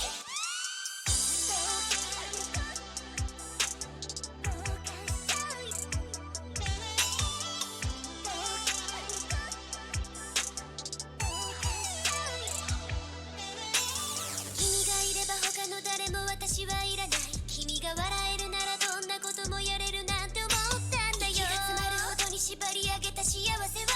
うここにはないよ。また会えたなら君に何をどう言うだろう。一食中プラスアイミスユー来週会えますかの K です許されない生きがいも息もできない狂気は私の愛なんですよ。一食中マイナスアイミスユーこんなに一途でキュートなハートが血まみれ泣いてる終わりだあなたが踏んだの私の愛なんですよ。どうかしちゃうよこのままじゃ好きだよって言うのも好きなのに気持ちはアンコントロール迷惑だってちょっとねどうしてもういないのね。こんなことして好きだとか資格なんてないよねバツだらけ相手決めと文言多すぎてぺしゃんこねどうして私はできないの。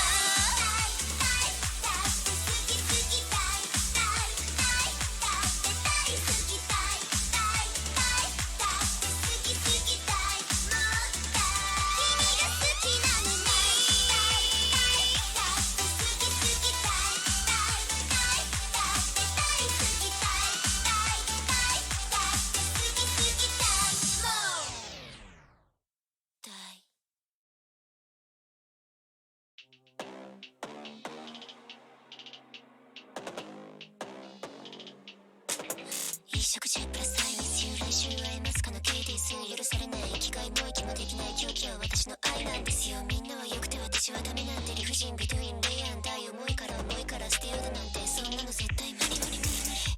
食欲ない眠れない髪もボサボサだからどう生きてけばいいの教えてくれなきゃ私になれない。一食シュウマイなさいミスユーこんなに一途でキュートなハート勝ちまみれ泣いてる終わりだあなたが踏んだの私の愛なんですよ。どうかしちゃうよこのままじゃ好きだよって言うのも好きなのに気持ちはアンコントロール迷惑だってちょっとねどうして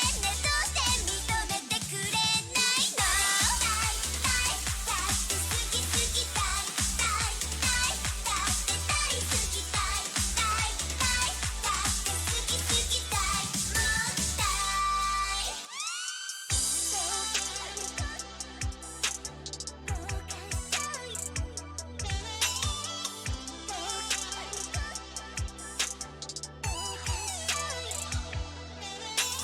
君がいれば他の誰も私はいらない。君が笑えるならどんなこともやれるなんて思ったんだよ。息が詰まるほどに縛り上げた幸せはもうここにはないよ。また会えたなら君に何をどう言うだろう。一食中プラス愛ミスユー来週会えますかの K です許されない生きがいも息もできない狂気は私の愛なんですよ。一食中マイナス愛ミスユーこんなに一途でキュートなハートが血まみれ泣いてる終わりだあなたが踏んだの私の愛なんですよ。どうかしちゃうよこのままじゃ好きだよって言うのも好きなのに気持ちはアンコントロール迷惑だってちょっとねどうしてもういないのね。こんなことして好きだとか資格なんてないよね罰だらけ相手決めと文言多すぎてぺしゃこねどうして私はできないの。だって好き好きだって大好きだだって好き好きだもったい君が好きなのにだって好き好きだだって大好きだだって好き好きだもったい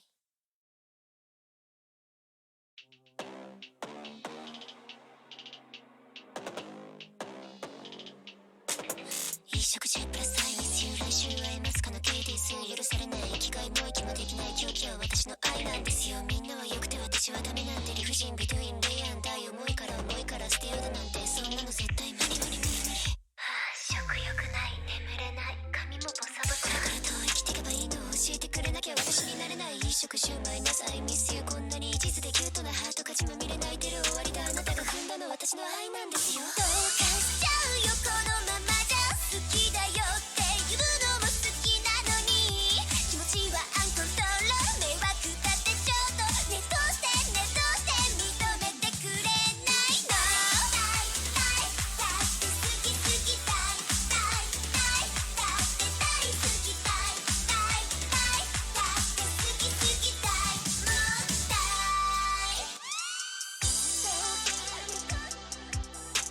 い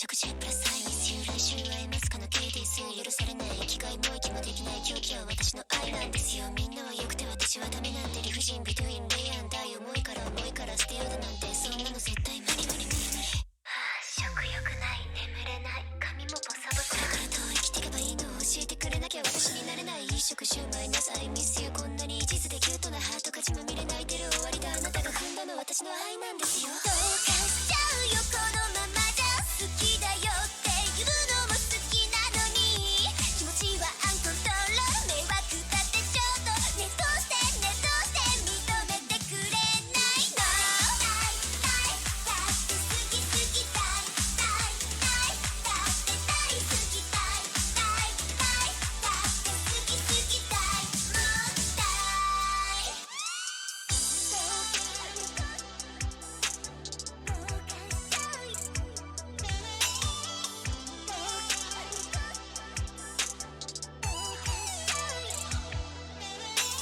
君がいれば他の誰も私はいらない君が笑えるならどんなこともやれるなんて思ったんだよ息が詰まるほどに縛り上げた幸せはもうここにはないよまた会えたなら君に何をどう言うだろう食中プラスアイミスユー来週会えますかの K です許されない生きがいも息もできない狂気は私の愛なんですよ一食中マイナスアイミスユーこんなに一途でキュートなハートが血まみれ泣いてる終わりだあなたが踏んだの私の愛なんですよ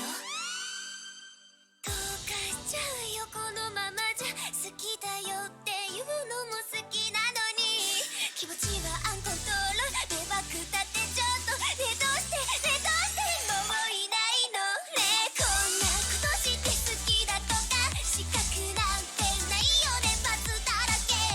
相手決めと文言多すぎてぺしゃこねどうして私はできないのだって好き好きだっ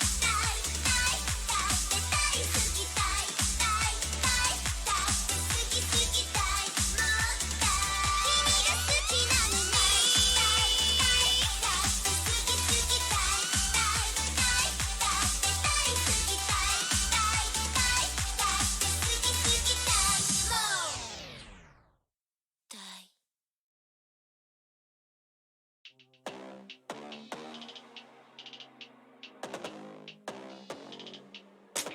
一食中プラスアイミスユー来週会えますかの K です許されない生きがいも息もできない狂気は私の愛なんですよみんなは良くて私はダメなんて理不尽ビトゥインレイアンダイ重いから捨てようだなんてそんなの絶対無理無理無理無理食欲ない眠れない髪もボサボサだからどう生きてけばいいの教えてくれなきゃ私になれない一食シュウマイナスアイミスユーこんなに一途でキュートなハートが血まみれ泣いてる終わりだあなたが踏んだの私の愛なんですよどうかしちゃうよこのままじゃ好きだよっていうのも好きなのに気持ちはアンコントロール迷惑だってちょっとねどうして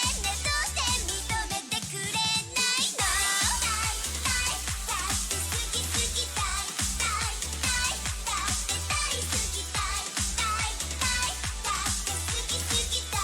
もったい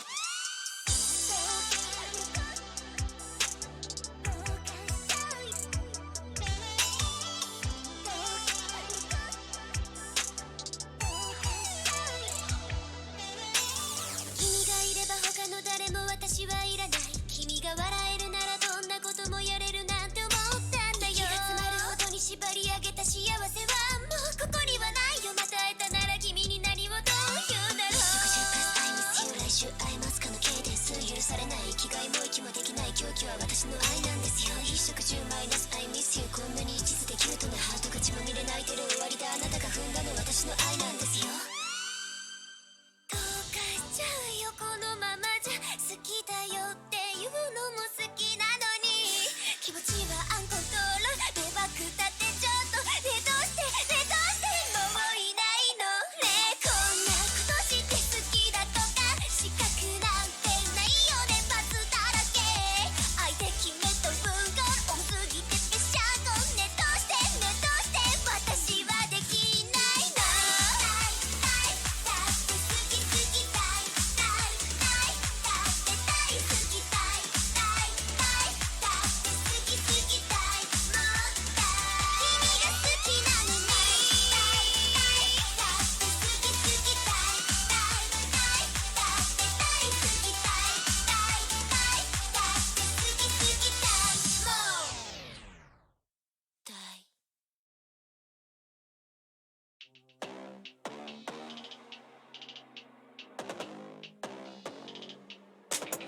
一食中プラス愛ミスユー来週会えますかの KTS 許されない生きがいも息もできない狂気は私の愛なんですよ。みんなは良くて私はダメなんて理不尽ビトゥインレイアンダイ重いから捨てようだなんてそんなの絶対無理無理無理無理。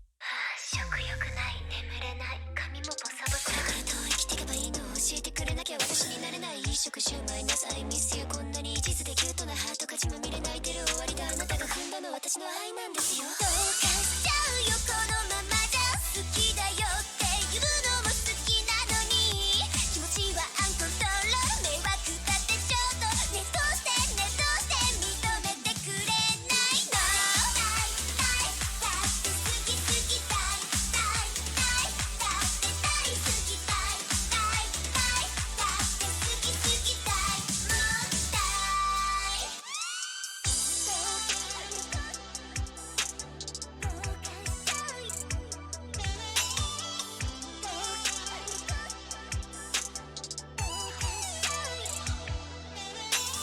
君がいれば他の誰も私はいらない君が笑えるならどんなこともやれるなんて思ったんだよ。息が詰まるほどに縛り上げた幸せはもうここにはないよ。また会えたなら君に何をどう言うだろう。一食中プラス愛ミスユー来週会えますかの K です許されない生きがいも息もできない狂気は私の愛なんですよ。一食中マイナス愛ミスユーこんなに一途でキュートなハートが血まみれ泣いてる終わりだあなたが踏んだの私の愛なんですよ。どうかしちゃうよこのままじゃ好きだよって言うのも好きなのに気持ちはアンコントロール迷惑だってちょっとねどうしてもういないのね。こんなことして好きだとか資格なんてないよねバツだらけ相手決めと文言多すぎてぺしゃこねどうして私はできないの。だって好き好きだって大好きだだって好き好きだもったい君が好きなのにだって好き好きだだって大好きだだって好き好きだもったい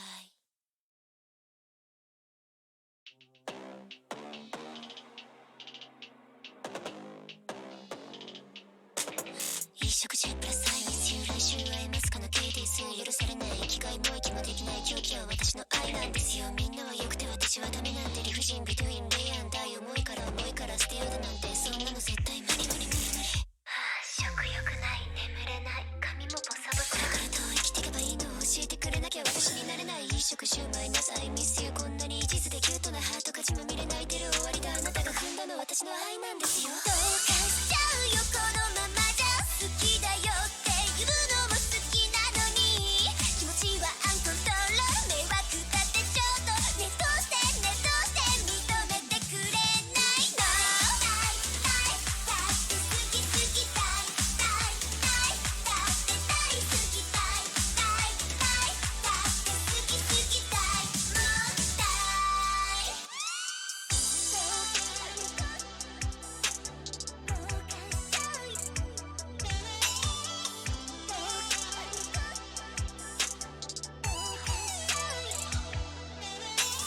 君がいれば他の誰も私はいらない君が笑えるならどんなこともやれるなんて思ったんだよ。息が詰まるほどに縛り上げた幸せはもうここにはないよ。また会えたなら君に何をどう言うだろう。一食中プラス愛ミスユー来週会えますかの K です許されない生きがいも息もできない狂気は私の愛なんですよ。一食中マイナス愛ミスユーこんなに一途でキュートなハートが血まみれ泣いてる終わりだあなたが踏んだの私の愛なんですよ。どうかしちゃうよこのままじゃ好きだよって言うのも好きなのに気持ちはアンコントロール迷惑だってちょっとねどうしてもういないのね。こんなことして好きだとか資格なんてないよねバツだらけ相手決めと文言多すぎてぺしゃこねどうして私はできないの。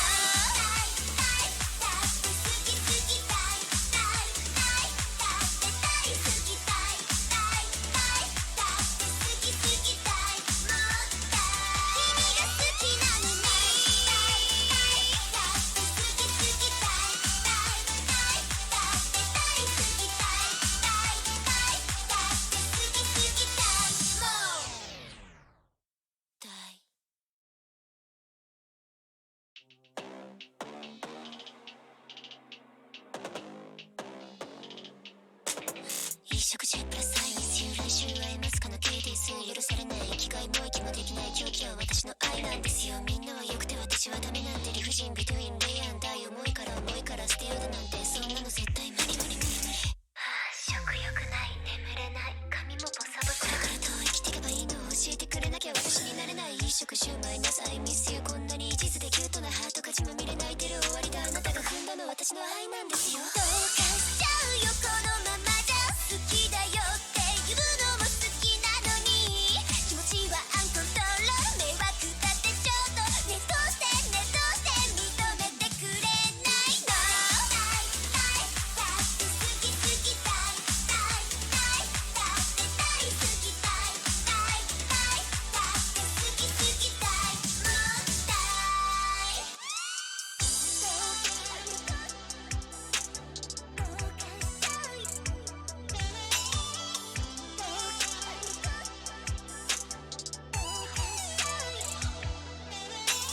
君がいれば他の誰も私はいらない。君が笑えるならどんなこともやれるなんて思ったんだよ。息が詰まるほどに縛り上げた幸せはもう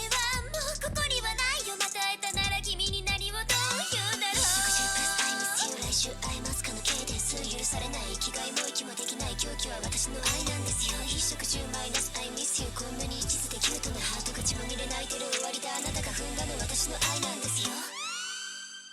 どうかしちゃうよこのままじゃ好きだよっていうのも好きなのに気持ちはアンコントロール迷惑だってちょっとねどうしてもういないのね。こんなことして好きだとか資格なんてないよねバツだらけ相手決めと文言多すぎてぺしゃんこねどうして私はできないの。だって好き好きだって大好きだだって好き好きだもったい君が好きなのにだって好き好きだだって大好きだだって好き好きだもったい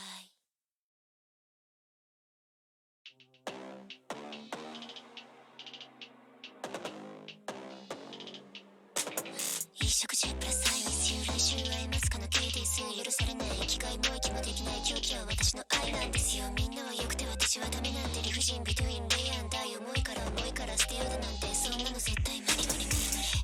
食欲ない眠れない髪もボサボサだからどう生きてけばいいの教えてくれなきゃ私になれない。一食シュウマイナスアイミスユーこんなに一途でキュートなハートが血まみれ泣いてる終わりだあなたが踏んだの私の愛なんですよ。どうかしちゃうよこのままじゃ好きだよっていうのも好きなのに気持ちはアンコントロール迷惑だってちょっとねどうして認めてくれないの。だって好き好きだって大好きだだって好き好きだもったいどうかしちゃうよ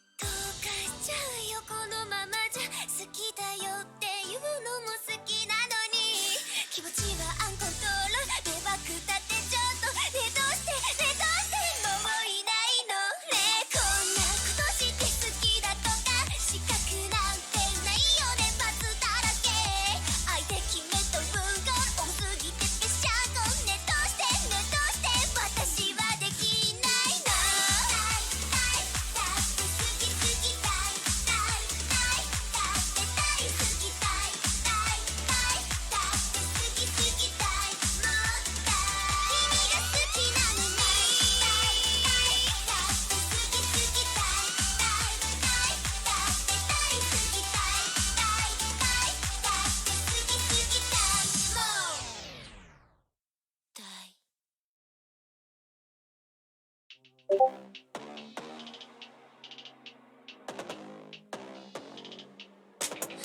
食中プラスアイミスユー来週会えますかの KT 許されない生きがいも息もできない狂気は私の愛なんですよ。みんなは良くて私はダメなんて理不尽ビトゥインレイアン大思いから捨てようだなんてそんなの絶対無理無理無理無理。食欲ない眠れない髪もボサボサ。これからどう生きていけばいいの教えてくれなきゃ私になれない。一食中マイナスアイミスユーこんなに一途でキュートなハート勝ちまみれ泣いてる終わりだ。あなたが踏んだの私の愛なんですよ。どうかしちゃうよこのままじゃ。好きだよって言うのも好きなのに気持ちはアンコントロール迷惑だってちょっとねどうして認めてくれないの。だって好き好きだって大好きだって好き好きだもったい。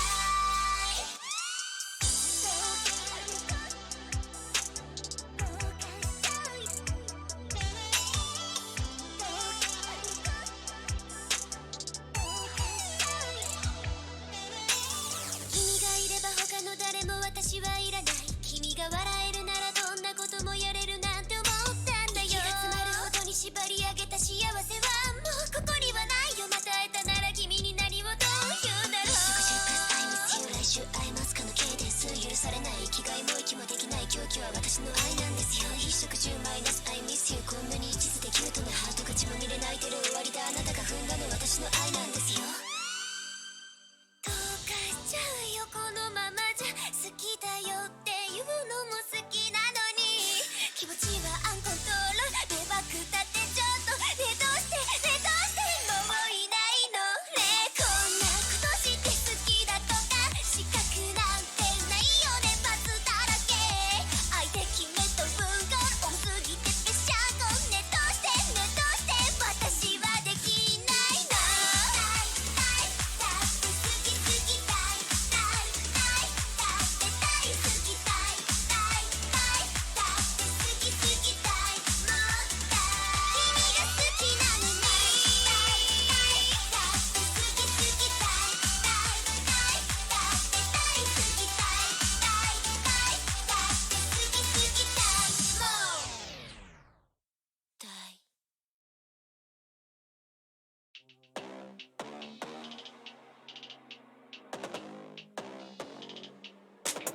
一食中プラスアイミスユー来週会えますかの K です。許されない生きがいも息もできない狂気は私の愛なんですよ。みんなは良くて私はダメなんて理不尽ビトゥインレイアン大思いから捨てようだなんてそんなの絶対無理無理無理無理。食欲ない眠れない髪もボサボサ。これからどう生きていけばいいの教えてくれなきゃ私になれない。一食中マイナスアイミスユーこんなに一途でキュートなハートが血まみれ泣いてる終わりだ。あなたが踏んだの私の愛なんですよ。どうかしちゃうよこのままじゃ。好きだよって言うのも好きなのに気持ちはアンコントロール迷惑だってちょっとねどうして認めてくれないの。だって好き好きだって大好きだって好き好きだもったい。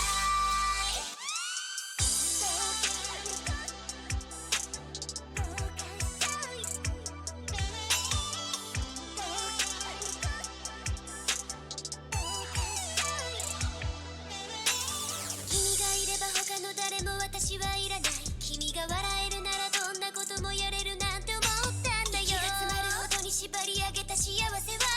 ここにはないよ。また会えたなら君に何をどう言うだろう。食事プラスアイミスユー来週会えますかの K です。許されない生きがいも息もできない狂気は私の愛なんですよ。一食中マイナスアイミスユーこんなに一途でキュートなハートが血まみれ泣いてる終わりだ。あなたが踏んだの私の愛なんですよ。